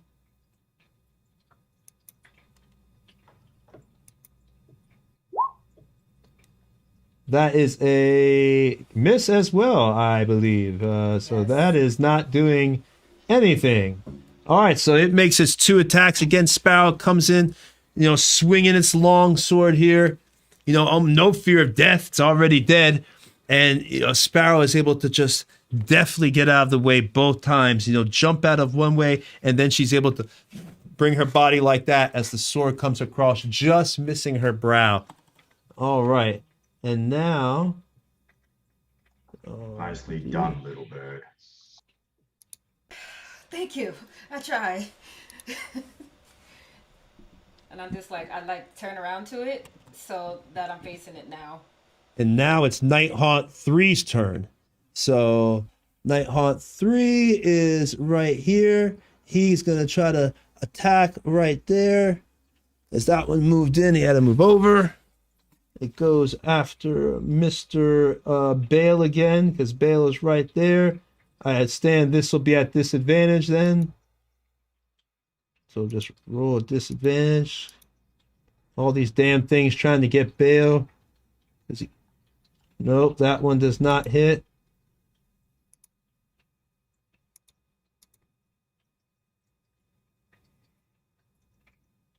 All right. So both of those, these things are on Bale because he ran up there, direct attacking these things and challenging their honor. It's trying to hit at him. And once again, because of his ability, they're swinging and just keep missing as Bale is using the power of his god to just give him the unimaginable supernatural ability to keep dodging these blows from these powerful, undead creatures. All right, so now it's top of the round again, and we are back at Scoop. Yep, Mr. Duncan Scoop. What you want to do, Mr. Scoop? Kind of hard to see what's going on there. Okay, Relative to where my character is. I'm sorry. I think I can change it. Do you need me to turn off the smoke, or do you no, need the fog's fine. What I see here is I can see Sparrow's back. That's right. I'll give you the tripod view. Hold on, I got the tripod coming in for you. How's that? Much better. Okay, there you go, buddy. So Bale's on the north side of the bridge. Bale's on the north side. Oh, whoa. What's going on? I can show you where Bale is. Yeah, I see him. Bale is right here. Sparrow's right here. Sethreth is right here. And you're right here. And then I'm gonna Mako go is up right on there. the south side where Sethreth is. Mm-hmm. And I'm going to jump on the right next to me where I am. I want to jump up on the banister of the bridge. Mm-hmm. And I'll run up along there. Mm-hmm. And I want to end sort of running over you see that pylon, the tall one, running on the banister, jump over the pylon and end up on the other side of the pylon. Okay, I'm going to let you do this, and it's going to be mega awesome. And if you accomplish it, you'll have higher ground, and I'll give you advantage on your attacks. But That's the idea. But here comes the but to make it fair, because you're gambling. You're gonna have to give me an acrobatics. You have to do 2 acrobatics. One to jump on the. Well, I mean, you want to jump over that other thing. All right. You give me one good one. I'll make it one good remember, one. I Good. got an amulet of the cheetah. I'm quick like a bunny. Well, you were jumping over the banister too, so you have to jump onto the banister, and then you were jumping over that thing. But I'll be nice. You give me one good one then. 17 or better acrobatics, and you're not gonna. 17? Get it. Nah, I'm not gonna try. If that's the target, Someone can give you inspiration or something. It doesn't work that way. Who can give me inspiration? I look over at Mako and say, "Help me! Help me out there, buddy." Somebody to make. Yeah, Eric says it doesn't work like that. Though. Point at Seth Reth. Oh, you already Never gave it mind to then. Seth Reth. I'm not gonna jump over. What if I don't jump over the banister and I just stop short of it? If you don't try to jump over that big middle piece and you just jump on top, then I'll let you get away with acrobatics 13 or better. Because you're not trying to do like a double entendre move where you're jumping and flipping and doing all this stuff within 6 seconds. Yeah, but that would put me next to him, right? But not so I won't. Oh You- no, that's fine. Okay, I'll do that, and I'll end up next to Seth. Yep. All right. So roll it and see if you get it. Because if you fail, you fall off the bridge into the water. God damn, I should have gone for it. All right, What did you get? 22. Oh yeah, definitely. You should have went for it, man. You'd have been all cool, bro. All right. Then I'm going to delay my attack until Seth goes. All right. So you're gonna go ahead, and then you can easily just move over the thing. You can delay your attack and move over if you want, because then you'll just be walking, not trying to jump. All right. Yes. So. How many movements, I believe, at 40 to do that? Right, so we'll do that, and you'll move and everything else. All right, so you're waiting on Seth Reth's attack. Duncan Scoop is waiting there. Is there anything else you wanted to do, Duncan? Is that it, buddy? Most of my other stuff is reactionary, so I'll just yeah, that's it. I'll wait for Seth to attack, and then I will attack the gaunt facing Seth when he goes. All right. So then it is now Sparrow's turn. So which one just attacked me? What was that, number 3? You've got around you've got the leader, which is right here. You've got number 4, which is right here. Number 3, number 1, number 2, and number 5. So you've got 1, 5, 5, 1, 2, 4, and 3. And then you've got the leader right here. The one that attacked you is number 2. Number 2. Number Okay, number 2. So I'm gonna look to Seth Ref, and I'm gonna say, handle that one, and I'm gonna turn to number 2, and All right. I'm gonna steady aim to get advantage, Okay. and I'm gonna attack. I'm gonna attack twice. No, I'm sorry. I'm gonna attack once. What are you attacking with your rapiers? Yes. So I thought so Okay, yeah, go ahead. steady aim. It doesn't. It's I thought so that was for as long as I ranged don't- attacks or something. no. As long as I don't use my movement, I can get advantage on my attack rolls. Okay, go for it then. If that's what it says, then go for it. I just said Yeah, steady that's aim to what me. it I think of old school steady aim, which is just like range for your bow attacks. Yeah, it doesn't say that. It says you can use this bonus action only if you haven't moved during that turn or after Do you it. use the bonus action. So basically, my movement speed will be 0, but I have advantage on my attack. So Yeah, I'm gonna attack. It's a trade off. It's a trade off. You don't get the move. Okay, go for it. Oh, That's darn it. 13. nah, that does So- not hit. Yeah. So I'm stuck here. Yeah. Whoops. But yeah, I'm gonna just like try to go into a defensive stance, even though I can't do anything. So that's the end of my turn. Yeah, so your rapiers go to swinging, but unfortunately they just come up with nothing but air. And now it is Mako's turn. And Mako, you're at the back of the bridge where Duncan just was. So you're back there. In fact, let me put you over there so we can see you on screen. With your pretty mini that you got. Mako has a gorgeous mini that he got from Hero Forge. All right, so now Mako, you are back here, buddy. What do you want to do? Move me 25 feet towards the party. Got Or it. as close to within 25 feet of our furthest away character. Like bad guy? All right, so the furthest person away should be Vale, right? Yeah, Bale. Yeah, he's the first person away. Yes. Okay, so move me about 25 feet away from Bale. All right, I'll put you right here. Say you start at the other spot on the bridge. Doesn't make difference. There you go. That's about close as you're going to get with 25 feet. Okay, great. Let me see if I can. You're now 5, 10. Bale is 15 feet away from you. Is there one that's which of the enemy is currently threatened by the most party members? Currently threatened by the most. Yeah. I would say definitely. This is 5, 1, 2 leader. Number 3, I'd say the one that got damaged the most. Okay, so if he moved, it would provoke how many attacks of opportunity? Let me check that just to make sure. That might be number. Let's make sure.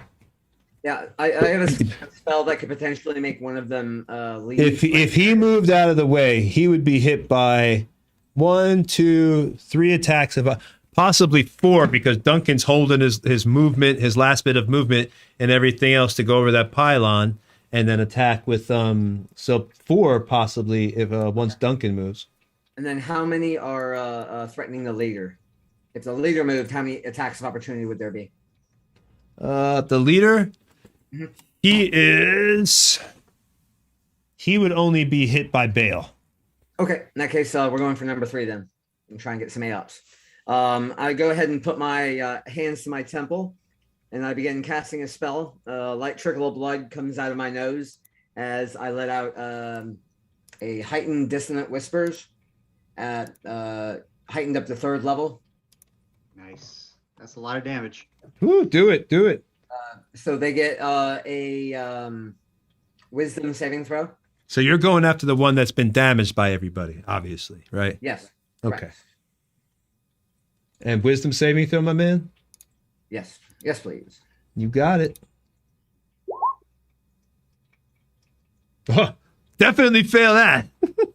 Great. So let's see. From some psychic damage, baby. Do it now. I'm here. What are you waiting for? The Night Haunt, kill him. It'll be 17 points of damage. He's down. You don't even need to. You don't even need to say anything else. Night Haunt goes down. You see, as you're down. You can describe. I'll let you describe it. Go ahead, Mako. You can describe how you bring it down. So basically, as I concentrate and the blood starts flowing, the air between me and him begins to ripple. It almost seems to darken a bit, and then you notice that there begins a tick inside his incorporeal skull as it begins to sort of like. There's almost an audible popping noises as his skull begins to contort, and then finally, its eyes roll in the back of its head. And with a final crunch noise, the incorporeal ectoplasm that forms his body drifts away into nothingness. All right, so he is gone. That was. I cough and just kind of like brush the blood off my lip. Oh, I'll feel that one later. And it's gone. It is gone. So now. Impressive from such a little one. Well done. Nice. So Night Haunt 1 is down and gone. Excuse me, not 1. Number 3 is down and gone with Mako's vicious attack. And now it is, unless there's something else you wanted to do, Mako. Is there anything else you wanted to do? So, Seth Reth, you didn't use the Bardic Inspiration yet, right? Okay, cool. No, I'm done. Thank you. All right. So now, excuse me, it is Bale's turn. You're mine. And I attack. Oh, before that, bonus action, X-Blade's Curse on him. So now I'll do 4 more points of damage. I actually need to adjust that later. So whatever I roll, if I hit, I do an extra point of damage. I'll fix that in a second. Your gods won't save you. Nothing will. All of you will die. Leave while you can. Run, or we'll kill you all. You think I'm trapped on this bridge with you? You're trapped on this bridge with me. I've seen Watchmen. You know them. You know the moment. Okay. Just gotta click a thing. Amazingly. All right. Come on. Eric, to the stream, Eric is our Eric who plays Bale is basically trying to say never stand in the lunch line with him. I love that character. All right. Come on. Come on. I think I'm almost there. Okay. A lot of boxes to click here. Here we go. Advantage. I know this guy's got tons of armor. Let's see what happens. 24. Woo, that hits. All right. So he takes 25 points of damage with my Divine Smite and the power of the Hexblade's Curse and my Magic Whip and my Charisma bonus. And you were hitting the leader? Yep. Okay, so minus 25 points of damage. Damn, that's powerful. All right, so you hit him, and you see the blue light just go up, and a piece of the fog dissipate off him. Enraged, I'll peel you. I'll bury your bones underneath this bridge, and your spirit will be tormented for all eternity. Ah, shut your pie hole. Actually, make that 26 points of damage. Like I said, I didn't adjust my for my new charisma. So it's 26. You got it. 26.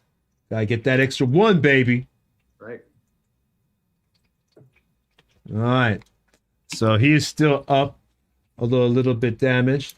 And now it is Nighthaunt 2's turn.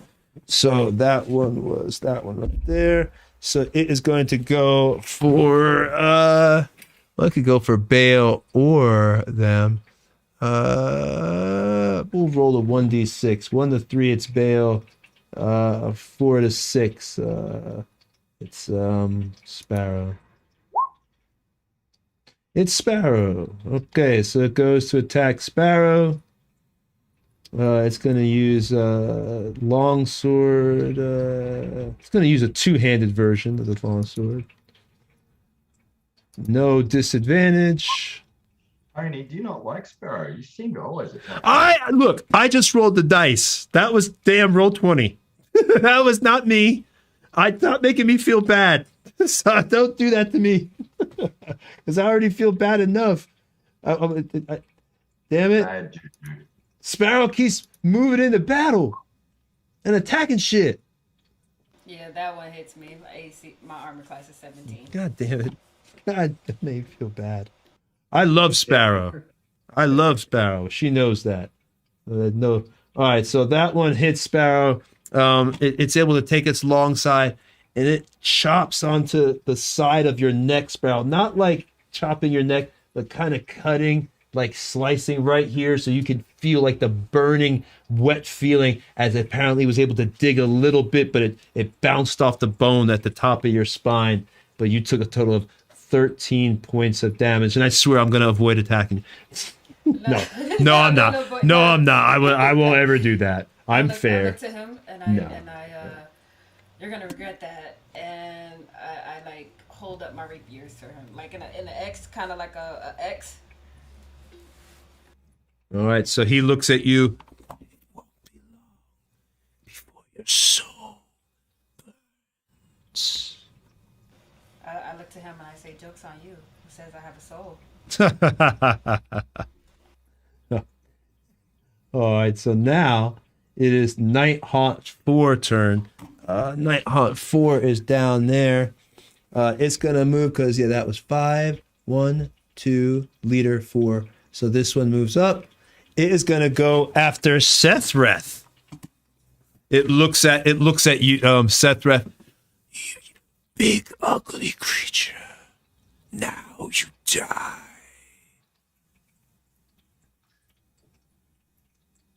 Bring it on. I'm wearing breastplate, so my armor class is at 15 at the moment. All right, so first one obviously definitely misses you. And second one. So I guess all his smack talking didn't really do much for him. So it comes up. Yeah, spent too much time trying to come up with snazzy one-liners. Should have spent more time learning to fight. And he takes his long sword. This creature, And you see it doesn't even have a bottom of its body. There's no bottom. It's just moving around pretty much in the fog, like mist itself. And it comes to strike you, and you're able to see it coming through the mist, and you're able to get down low, and it goes over your head. And then the second strike, as it tries to come down, looking at you, hoping it can get you as you're low, it comes down. But you smartly actually let yourself fall to the ground, almost like in a crab walk for a second, and then bounce back up so the blade misses you. And both times, and you avoid all damage. And now it is the leader Nighthaunt's turn. It's gonna, let's see, it can attack Bale again. I guess it might as well, because Bale's right there, and it's attacking Bale. It doesn't like you, Bale. So it's gonna go attack Bale. Bale loves the attention. I don't think he does. He's just lucky he moved into that position.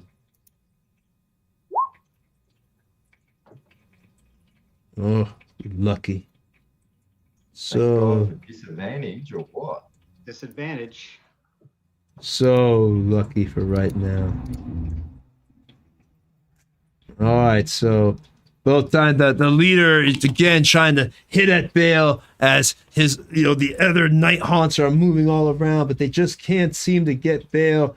And both shots, the long sword coming in, even though it's holding a shield, it slices at Bale. Bale's able to jump again on his tail and dodge both strikes. And now it's Night Haunt 5's turn. That one is going to move around. It decides to 1, 2, 3, 4, 5, 6. It gets right next to Mako. But Bale, you do, because you're catty corner to it. Since I could attack you, obviously I'd let it. You're going to be able to attack it. So go ahead and you get an attack of opportunity as it's leaving your threatened range. What about me too? Because remember, I have a 10-foot range. So if he moves away from that, that's what I said. You're getting an attack of opportunity. Oh, so I do. Yeah, you do. I know you're talking to me. Sorry. Yeah, I am. I'm sorry. Yeah, because you're the only one that does. You're the one that gets it. Excuse me. Sorry about that. Okay. Here we go. Do Mako a favor and hit it good, because this one's moving around the flank and to your rear now. Okay. Ignore my Divine Smite for now. Let me just make my attack. Divine Smite. We play with Yuri. Hey, Yuri. Where are we here? These glasses, I'm like blind with these glasses. Okay, hold on.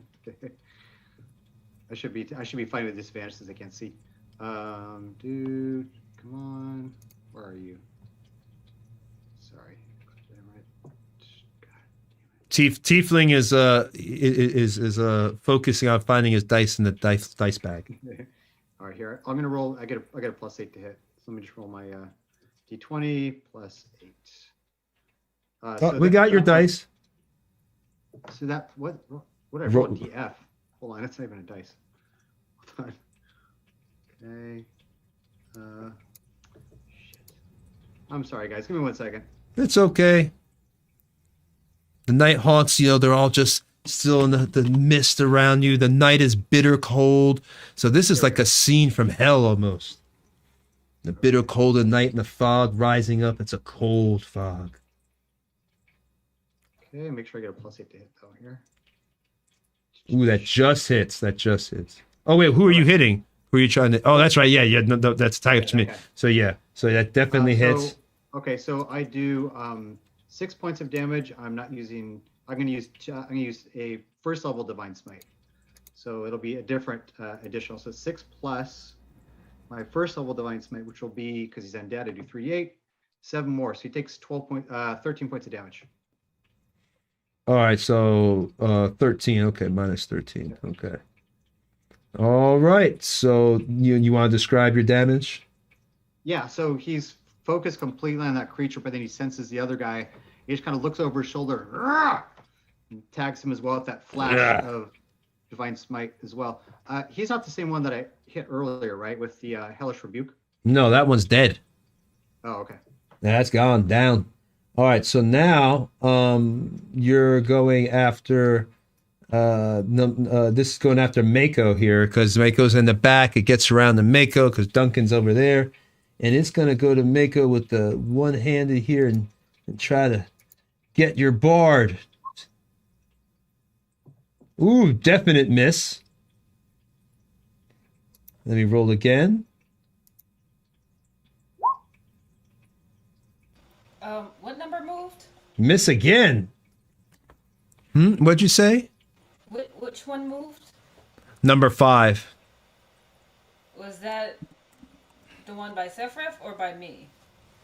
No, that was the one you have above you. This is number 1, number 2, and number 5. Number 5 is right over here, right caddy corner next to Bale. He was right here. That spot. That's where he was. And then he moved around. Then he moved snuck around down the over to here. opposite side to us, I think, Sparrow. What'd you say?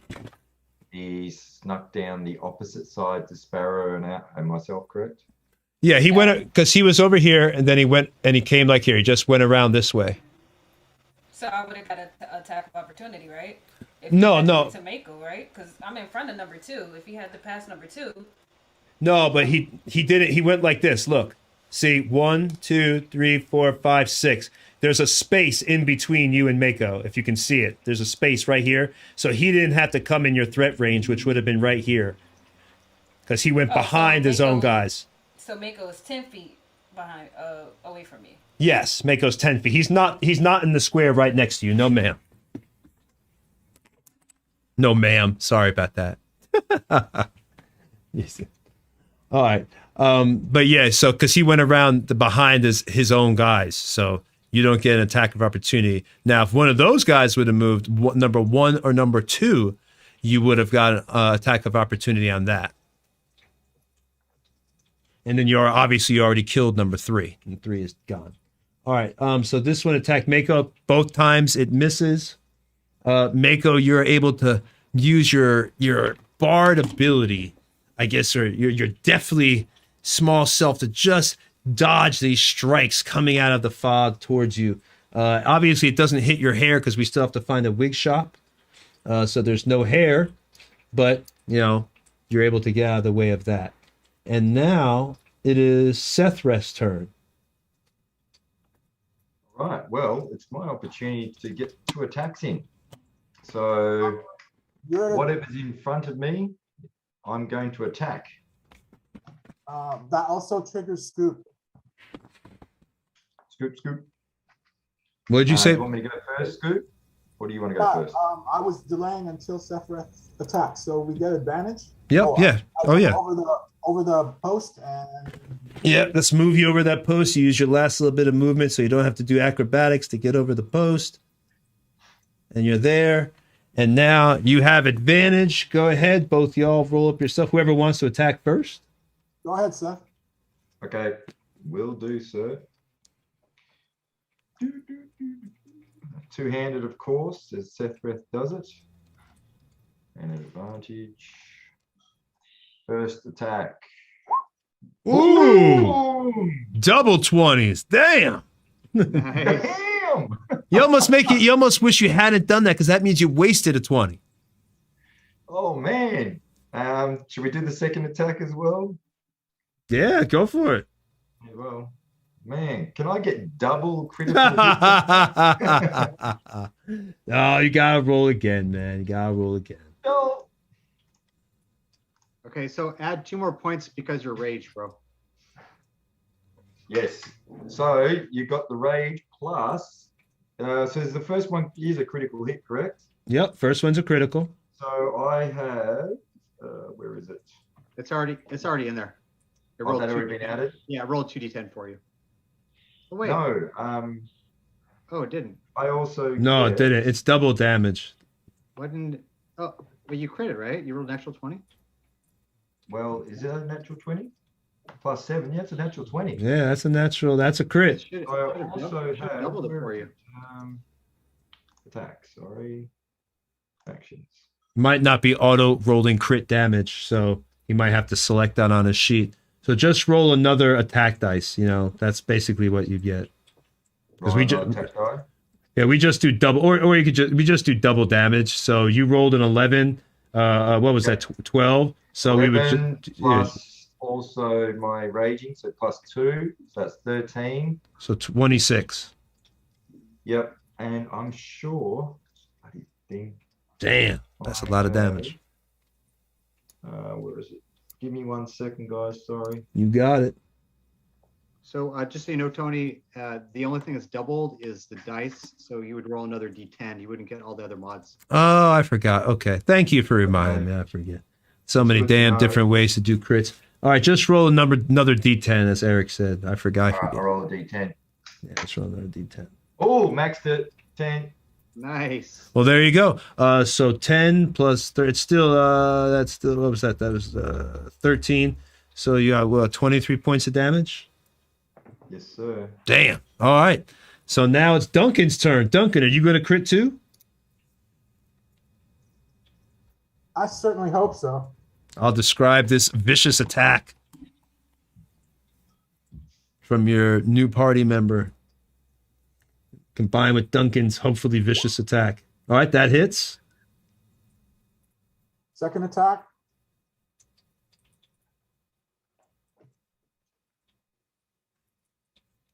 Damn, another crit. After After those hits, Another crit, and then you have to roll your dice again. Get another damage dice. Tony, did you get the damage from my second attack as well with the rage on it? Yeah, because you said it was 11 plus you said extra 2, so it was like 13 The plus. second attack was 12. It came out as damage. Yeah, but I don't think you hit with the second one. You only have a 9. Oh, that's right. You had No, advantage. 26. That's right. That's right. advantage. That's right. So it's actually an additional Is that 10. would that have automatically tallied in the You- rage into it, or do we have to add the rage onto it? No, rage needs to be added onto it. So, Yeah. so You That have to would be, add it. that would be 13. 14 damage. So 14 plus 23 is 37 plus Scoop's 11, which is 48 plus Wow. the other 6. All right, it's down. It's damn. And one, you took a full bar of health, y'all, from that thing. It is down. Yes, Another go. one next to reach. Y'all should describe y'all's coordinated takedown, man. That was amazing. All right, I've got the high ground over it, so I'm going to bring my sword down on its head and try to bisect it and splatter some ectoplasm across the bridge. I did the old big sweeping upper, which I cracked it for the actual crit, and then came around and then chopped on top. All right, so that one is down. Oh my god. That was crazy. I cannot believe y'all. That had full health. That thing had full health and y'all brought it down. I take that, undead vile thing. Damn. Well met. Yo, Woo-hoo. y'all did not like that thing. Pussy. And I yell, Scoop! Goes the weak, man. They're wusses. All right, so you only got left now is, oh, they're not wusses. Y'all are just getting lucky with the rolls. They are not wusses. So y'all got you got that 1, 2, 3. Yep. So you got 4 left, and one is the leader is still up there, but you just took out number 4. And you know, guys, it's almost 10 o'clock, but I will run this right till 10. But I know we're not going to finish this battle. I know that. So now it's top of the round, I believe. Oh no, I'm sorry. It's not top of the round. It's night hall. Tony? Yes. I just found what I was looking for. Savage attacks or half orcs. Whenever you get a critical hit with a melee weapon, you can roll one of your weapon's damage dice one additional time and add it to the extra damage of the critical hit. As if you needed more damage now. Yeah. So it would have been another D10. You just want to flex now. Now you're just flexing. Well, the good thing is, no, the good 9 thing points. is- It would have been an extra 9. So Jack, the good thing is, because I believe you use that once per rest, right? Yeah. So it's good. You don't have to use it yet. You can save it for another critical. No, it just says when you score a critical hit. I Just say think, about- Maybe someone I can think, I clarify think that he, for me. I think he is right because I do remember making like a half org in Pathfinder or something. Whenever it critted, it got like an additional thing, but we can look it up later. You know, no big deal. Yeah, no big. Actually, Not like you wouldn't. You definitely killed it. It's dead. Well, dead again. Hulk power. Dead again. Feel your Dead. power. It's great. It's strong. You're huge. badass. Good job, guys. So Night Haunt 1 gets to go, and that one is right here. You got 1, you got 2, then you got the leader now, and you got 5 back here. So Night Haunt 1, it's going to, let's see, I'm gonna decide 1 to 3 because I'm tired. I feel so. 1 to 3, it's going to go after space, but 4 to 6, it's gonna move out and go towards Mako. Damn, you are most unlucky person in the world, Space. All right, so Run, you fool, run. run, Space. All right, so poor Space is going to get attacked again. In fairness, because we don't cheat here. And here we go. Long sword coming down on Space.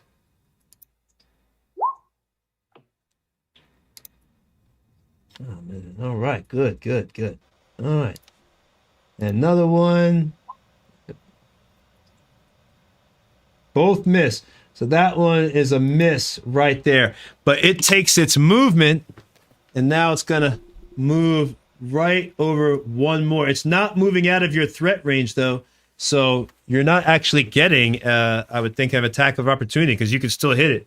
It's still within your threat range. It hasn't really moved out, just kind of moved around to the kind of the side of you enough to get close to Mako now. So it can either take a chop out of both of you. And now it's Night Haunt's 3's turn. Oh no, that one's dead. Excuse me. That one is gone. So we don't have to worry about him. And we are back at the top of the round. So we are back to, and we'll do one more round here. That was an awesome round with that one shot. I almost felt like y'all one shot. It is Duncan's turn. I'll let you keep that roll, Cutter. Wow. All right. yeah. From where I am, I can get behind the one in front of me, I think. You want it? Where do you want to get? You want oh yeah, that's the leader right here. You can get behind the I'll get leader. behind him. So I have to wait. Do I have to wait? If I can get behind him, You do I you still have to till- wait. You still have to wait to get your advantage. You have to coordinate attacks. So I'll wait till Cutter goes before I go, right? Well, yeah, it's not. Well, it's not Cutter. It's Bale, but yeah, yeah. Sorry. Where is Bale in the initiative order? Bale is After Mako. yeah. He's at you. You all go. All four. Oh, everybody goes before the Night Haunts except Sethrath. So you will get your turn, and Bale will before it gets to go. Okay. And as far as I know, Mako and Sparrow haven't been hit, right? No, I don't think they have. All right. No, I've been hit once. Oh, what once? She's taken like barely a little piece. Little piece. All right. And I'm not going to close in to try to intercept. I will park myself behind this big undead bastard and wait for Bale to hit him. And then I have not used, I mean, Christ, Seth fucked that guy up so bad, pardon my French, that I actually didn't have to use my surge. So I still have it. And, You're good to go. so locked and loaded. All right. I slip behind him and then kind of look at Bale and give him a wink. And and then I whisper, "It was Agatha all along." Oh, I love that show. All right. We make a lot of pop culture references because we're geeks like that. All right. So Duncan's waiting. It is now Sparrow's turn. Okay, so number 2 just moved, right? Or was it 1? That was number one. Okay, so and that's within 5 feet of Mako. You got number 5, number 1, number 2, and then you've got the leader right there. So Mako has right now he could be attacked by number 5 and number 1. And you got number 1 right behind you, right there. Okay, so I don't. Number 1 is the only one near me. That you can no, you can also hit number 2. Number 2 right here. Okay. Because it's catty corner to you. I want to get away from number 1. Protect the bard. So yeah, I'm gonna attack number 1, the one that just moved near Mako. Mm-hmm. So I'm gonna attack him, and Okay. That hits. 24. That hits. So yeah. So I'm gonna attack him. I'm gonna attack him again with my bonus action with my offhand rapier. Mm-hmm. Didn't hit, so I'm gonna use fancy footwork to move away from number 1. So I'm gonna go behind Mako or closer to Sephiroth, if I can get in that space. Closer to Sethreth. Yeah. Where do you want to go, like right behind Sethreth, or do you want to go right close next to Mako, and then you'll be? Is there a space in between the two? Yes, there is. I just put you in it. There's like a catty corner space, like But Mako. I want to be 10 feet away from number 1. Oh, okay, then yes. So I'm going out of his threat range, but he can't attack me because of fancy. Gotcha. Okay, I got yes, and yes, there is a space. You are now out of his threat range. Okay, cool. So that was you got the damage, right? Yeah, and you don't. I don't think you got the sneak attack on that one. I would think, right? Yeah, because he's within Yeah, 5 feet of yeah, me. yeah. So you got 9. You got 20 points of damage. Oh, yeah, because you don't get the sneak attack on that. No, I do get the sneak. Oh, you attack, do? 'cause Mako, yeah, because Mako is within 5 feet of him, right? Oh yeah. Okay, my bad. Okay, so 24. Well, that's a lot of damage. All right. You would think you wouldn't get it, but you know, rules are rules. All right, so number 1 is a total of 22 plus 24. That's The one wouldn't hit, right? Because it's a 12. oh no, what am I thinking? That's right. I'm getting tired, yeah, man. and it's a non-magical weapon. Don't pay attention to me. 24. So that just minus 24 comes off that guy. All right, my bad. Minus 24. Okay, there we go. All right.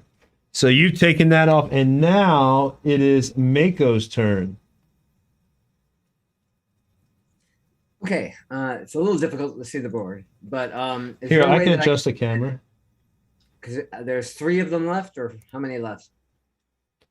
You've got here, let me turn off this fog for you if that's part of the problem, maybe. You're This pretty is- closer. Is there any chance to get more of an overview of the camera? Yes, I can. Let me switch one thing real quick while you're doing that, and then I'll give you a better view so we're not seeing me move around the camera.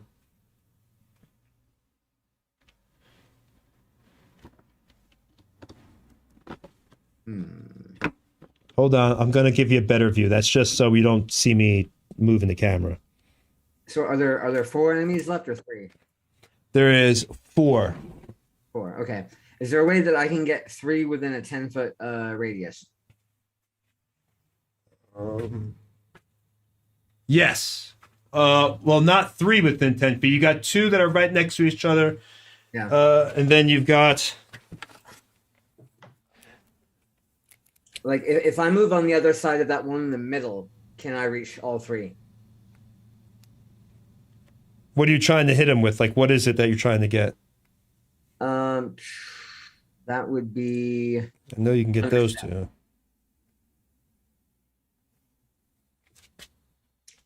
Yeah, Here, so I'll those make- 2 right there. If I'm on the far side of those 2, am I within 10 foot of that third one? Let me give you a better view because I just fixed it. So let me give you a good view here. Must be amazing to play in person with these terrains. It would be so much more. You have so much better. It's incredible if you play in person. Just looking here below the bridge and the detail, it's amazing what they make, isn't it? How is that better for you? Great job, Stefan. Great job. That's beautiful. Okay. So Much better. yeah, I see. Yeah, way better. That's great. Yeah, that's really good. So if I move to the other side of that middle ghost, I should be able to hit 3 of them in a 10-foot radius. You think? Well, what are you trying to hit him with? Because you can see that the blocks, you've got. So this one is, you got one right there, 5, 10. That's 10 feet right there. Those two. Then you got 5 feet in between. Oh, great. My thing is not 5 feet in between them, and then another one right here. So those are a total. That's a 20-foot line right there. Yep. So so I think if I move to right on the other side of that middle guy. If you move to the other side of what? So let's say I move to the other side of the ghost or the night haunts. Mm-hmm. So like move me up. Let's see, forward 5 feet and to the left 10 feet. All right, so you want to move right in between the night haunts, right here. Yes. Right there. All right, so they're gonna get attack. As long as they don't leave their threatened area, it shouldn't provoke. Okay. All right, so you're just gonna leave one's threatened area. The other one you will not, but the one you just won, you will. So here's a question: can I walk through them since they're incorporeal? No, they have some level of armor on. You know, it's still being held onto their non-corporeal bodies, but you can't walk through their space. Can you move me back into the left one?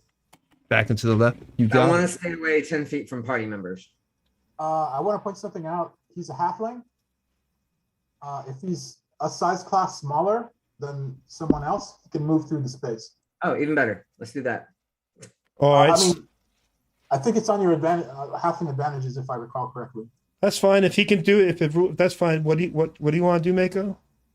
Yeah. So I just want to just put me on the other side of that one. Okay. Okay. Great information, Chris. Yeah, I don't mind people telling me rules because I've played so many editions that I don't even try to memorize everything anymore. All right, go ahead. I've played a halfling before. I'm just going to look it up to make sure, but I recall pretty clearly that I could move through people, like basically threading between their legs because I was tiny. Yeah, I remember something vaguely like that too, so it's okay. I'm pretty sure you're right because I remember we had a halfling that would constantly get in between people's legs. So you're over there, Mako. Now I'll just I'll ready an action to thunder step the next time someone attacks me. Just put it Okay. that way. All right. And you didn't move through. All right. So now it is Bale's turn. All right. Well, you said I can keep my roll, so that's what I'll do, and then Yeah. you can coordinate with me. I'll let you keep that one. You Because I know you're good. You don't understand what's going on here. You will victimize no one ever again. Boom, and then divine smite, crit, all the good stuff. And I think the damage is 41 or something. And you're attacking the leader, right? Yep. And that's so as a bonus action before that, I use a harness channel divinity, which allows me to recover a spell slot, which is funny because the whole thing with Mako's magic item, but I can do that using one of my channel divinities. So I do that, which is why I'm able to do one more divine smite at level 2. Yeah, you already hurt that guy too, which is crazy. You already put the. Yeah, you already. You're I'm coordinating. hitting him at advantage as well because I was Yep. waiting for him. All right. Anybody, surge on him. Surge on him. Surge, do it. Okay. Well, I'm gonna smack him. Is it okay if I go first? Yeah, y'all can just add up the damage and let me know at the end. Just let me know because I get tired of trying to figure out all the actions and reactions. Just let me know how much you did. I don't think I hit him the first time. Does a 11 and 13. No, that's a miss. That's a 13 miss. is a miss. Yep, Okay, that's a again. miss. Oh my goodness. All right, I'm action surging. man. Pour it. Come on, Duncan. Fire it up. Boom, boom.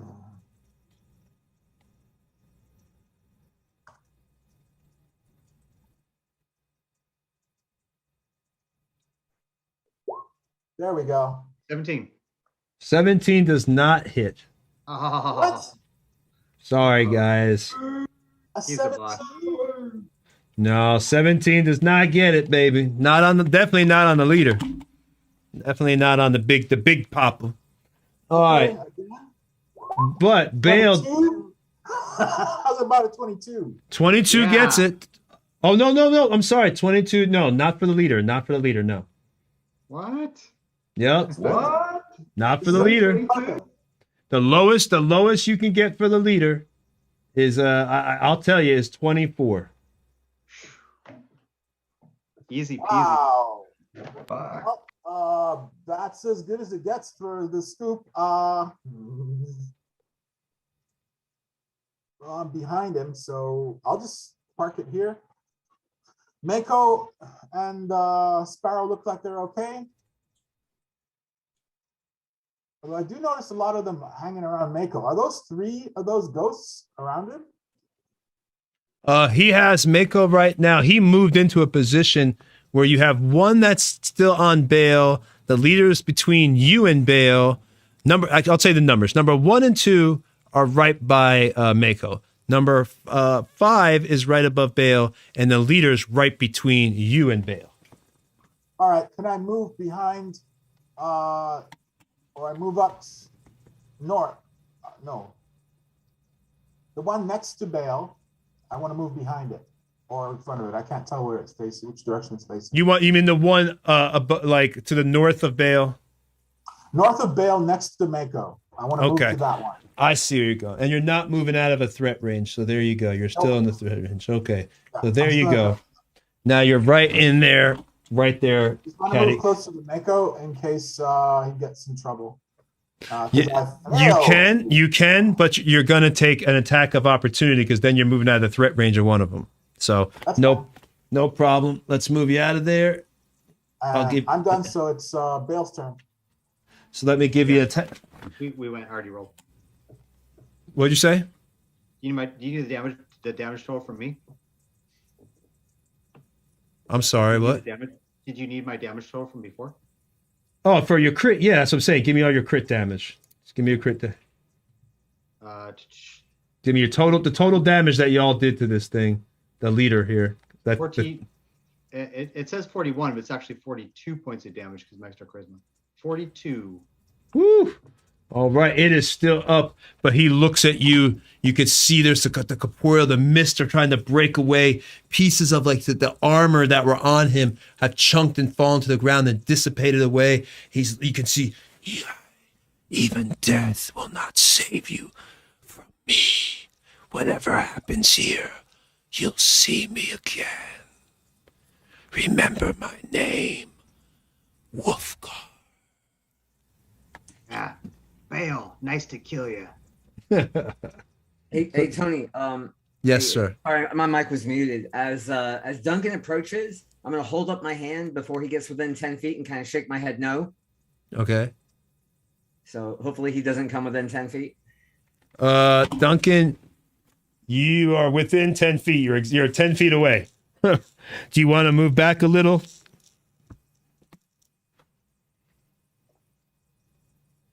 Chris, you might be muted, buddy.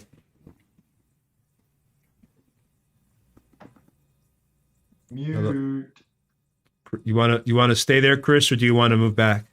Or Duncan, you Sorry. want Sorry, I was muted. Yeah, I'll move back. If I get a signal from Mako, then I will move back. Okay, I know not a he's got problem.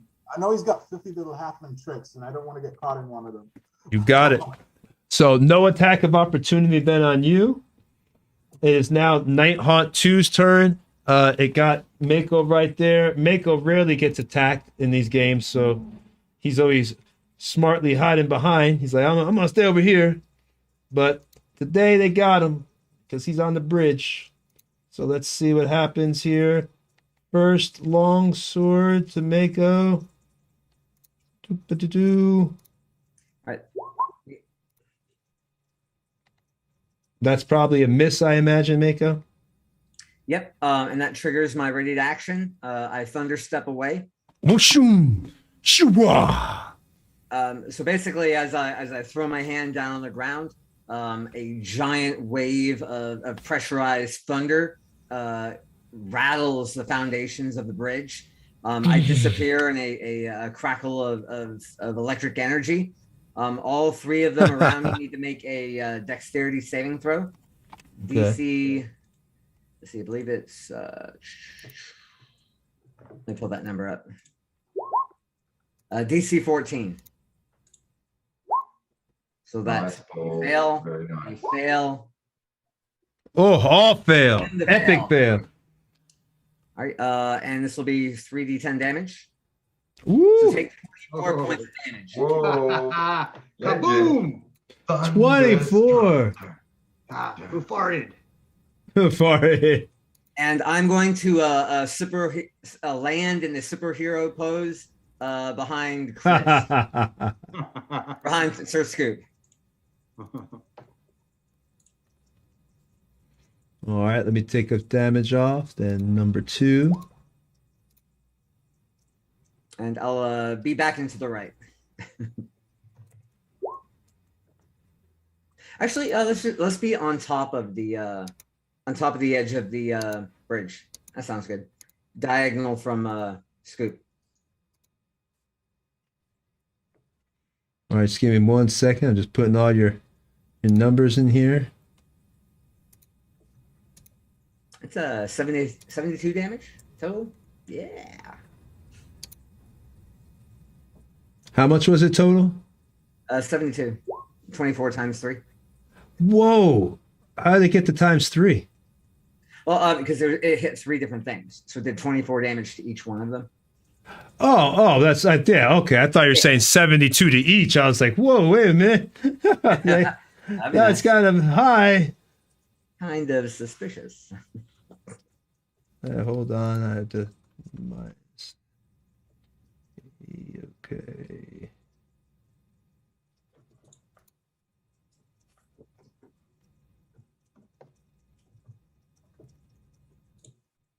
All right. And then the third one, number 5, takes another. That one takes minus 24. All right. So do they get knocked back or they can't or anything like that? Or is it just pushed No, back? just like you see spatters of ectoplasm erupt Shoo. violently as the sound wave, the pressurized sound wave blasts through their essence. And where do Pretty you much land? Let's back and to the left of Duncan, like on the edge of the bridge. Back and to the left. All right. So there you are. On the edge of the bridge, like on the rail. Okay, you want to be on the rail? Yeah, on top of the rail. All right, we got you. All right, so you are on the rail of the bridge. You blasted those things. You described your damage, and now it is Night Haunt 4's turn.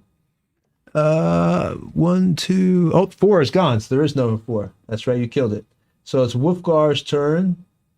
He's going to go after. Let's see. He's going to turn around to Duncan this time and try to attack Duncan.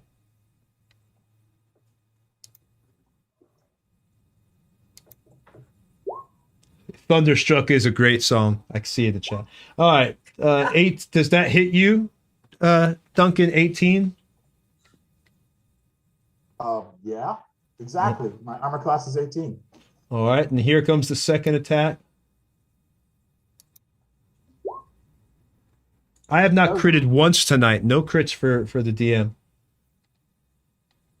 All right, so the knight, it's able to attack you. It does the first attack. It's able to. It turns around, and it takes it. It doesn't even try to be fancy. It just quickly turns around and stabs straight. You're able to kind of get out the way, but it goes through your armor and cuts underneath your rib, slicing in between your ribs. You can feel the cold metal and the feel of death and dirt as it cuts into your flesh and kind of pokes away a little bit of your skin, and the blood begins to pour profusely out of your armor. And it looks at you. You'll join us. All of you. You'll never leave this battlefield. Okay. I had 9 temporary hit points, so it did technically 1 point, but okay. All right. So now it is I don't mean night. to be anticlimactic, but all right. You have to let him know he ain't shit, right? All right. So now it's Nighthaunt 5's turn. Nighthaunt 5 is still above Bale, but there's also it's gonna go after Duncan this time too. You know, since you're talking, oh, that's smack. No, you're just right there. So Duncan, two-handed longsword. Here we go.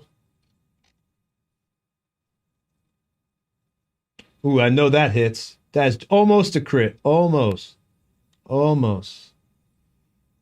Let's see.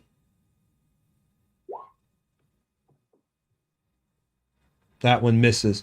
All right, so the next one, it hears you, talking smack to the Wolfguard's leader. It actually says, You'll never have the honor to beat us.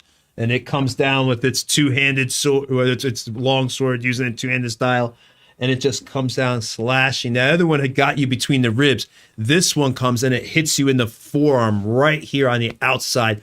It's painful. You can feel the sword ding against your bone through your armor. Luckily, your armor stops you from losing your forearm right here. But a nasty gash cuts down into your muscle. And when you try to move your hand, there's an excruciating pain, like the muscle is trying to close up and force your fist closed because it's cut some of the fibers, and the blood begins to pour out and drip onto the ground right in front of you. All right.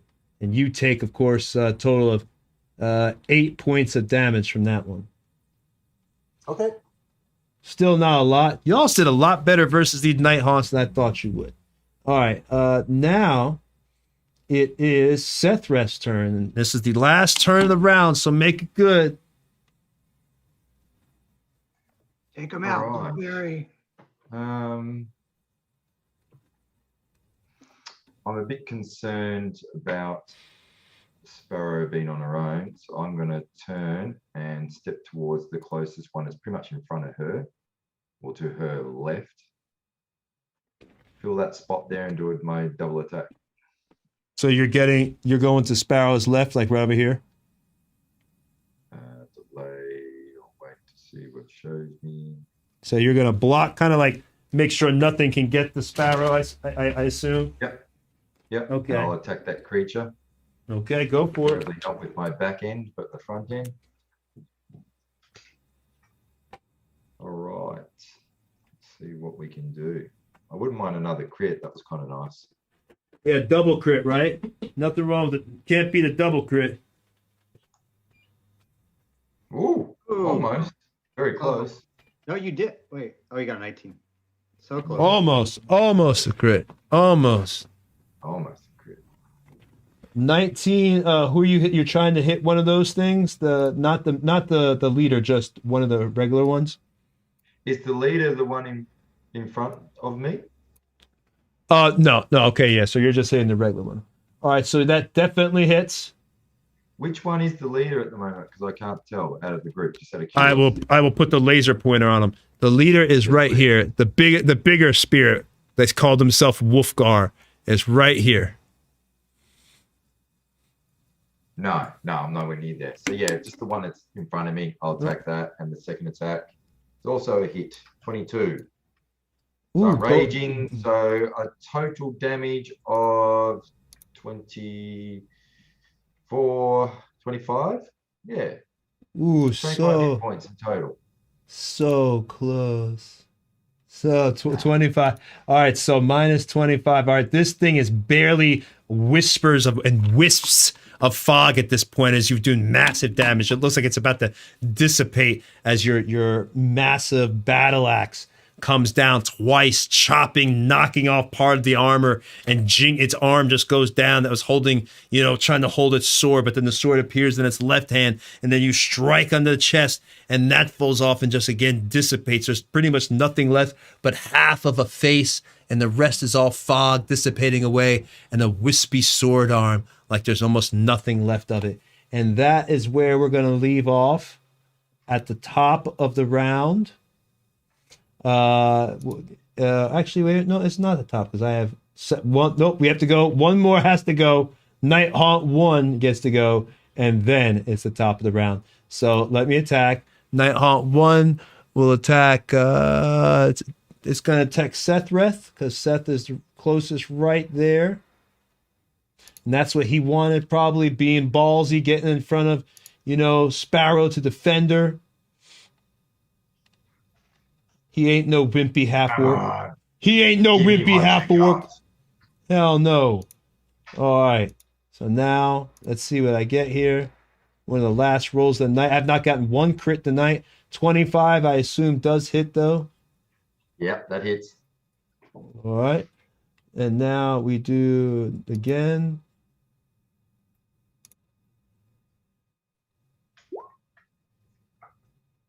Nope. That's a miss. All right, so the first one comes down with this long sword using both hands. And this one comes down and it is able to get the top of your knee because you pull yourself back. You realize the strike is coming. That's why you position yourself there. But the bridge is slippery. So when you tried to get your footing to reposition yourself to get out of the way of this coming down strike, you weren't able. So literally the strike comes down on your kneecap and cuts a bit of the fat and flesh off the top of your kneecap, and the pain is excruciating. You actually see the bit of flesh fall to the bridge, and you can see a piece of your exposed bone of your kneecap as blood is pouring out and pouring through your armor, and now dripping onto the bridge, and you see it, the red shine of the light of the moon on the mist, and the red blood in the fog itself. The best you've got? That's nothing. Nothing. My mother gave me worse cuts. Come on. Come on, you get it. All right, so that is it, people, for tonight. We did a late game. We are not going to have a game to our viewers who's here. Anybody watching replay, next week obviously is Christmas, so not going to be a game.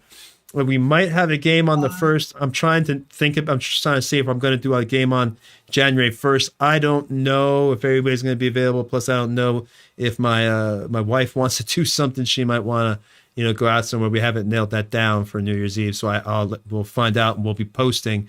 But if not, there'll definitely be some replays and everything else.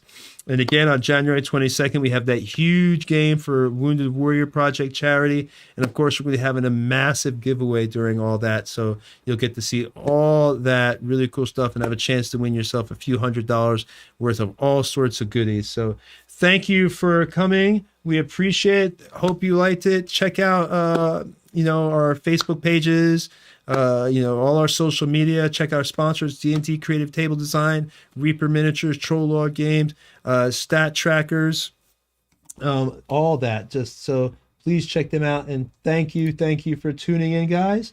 And we are going to see y'all later. Thank you and see ya. Bye-bye. Bye, everyone. Bye-bye. Bye-bye. Bye-bye. And I run the stream, so I have to go turn it off. Bye-bye. Bum, bum, bum.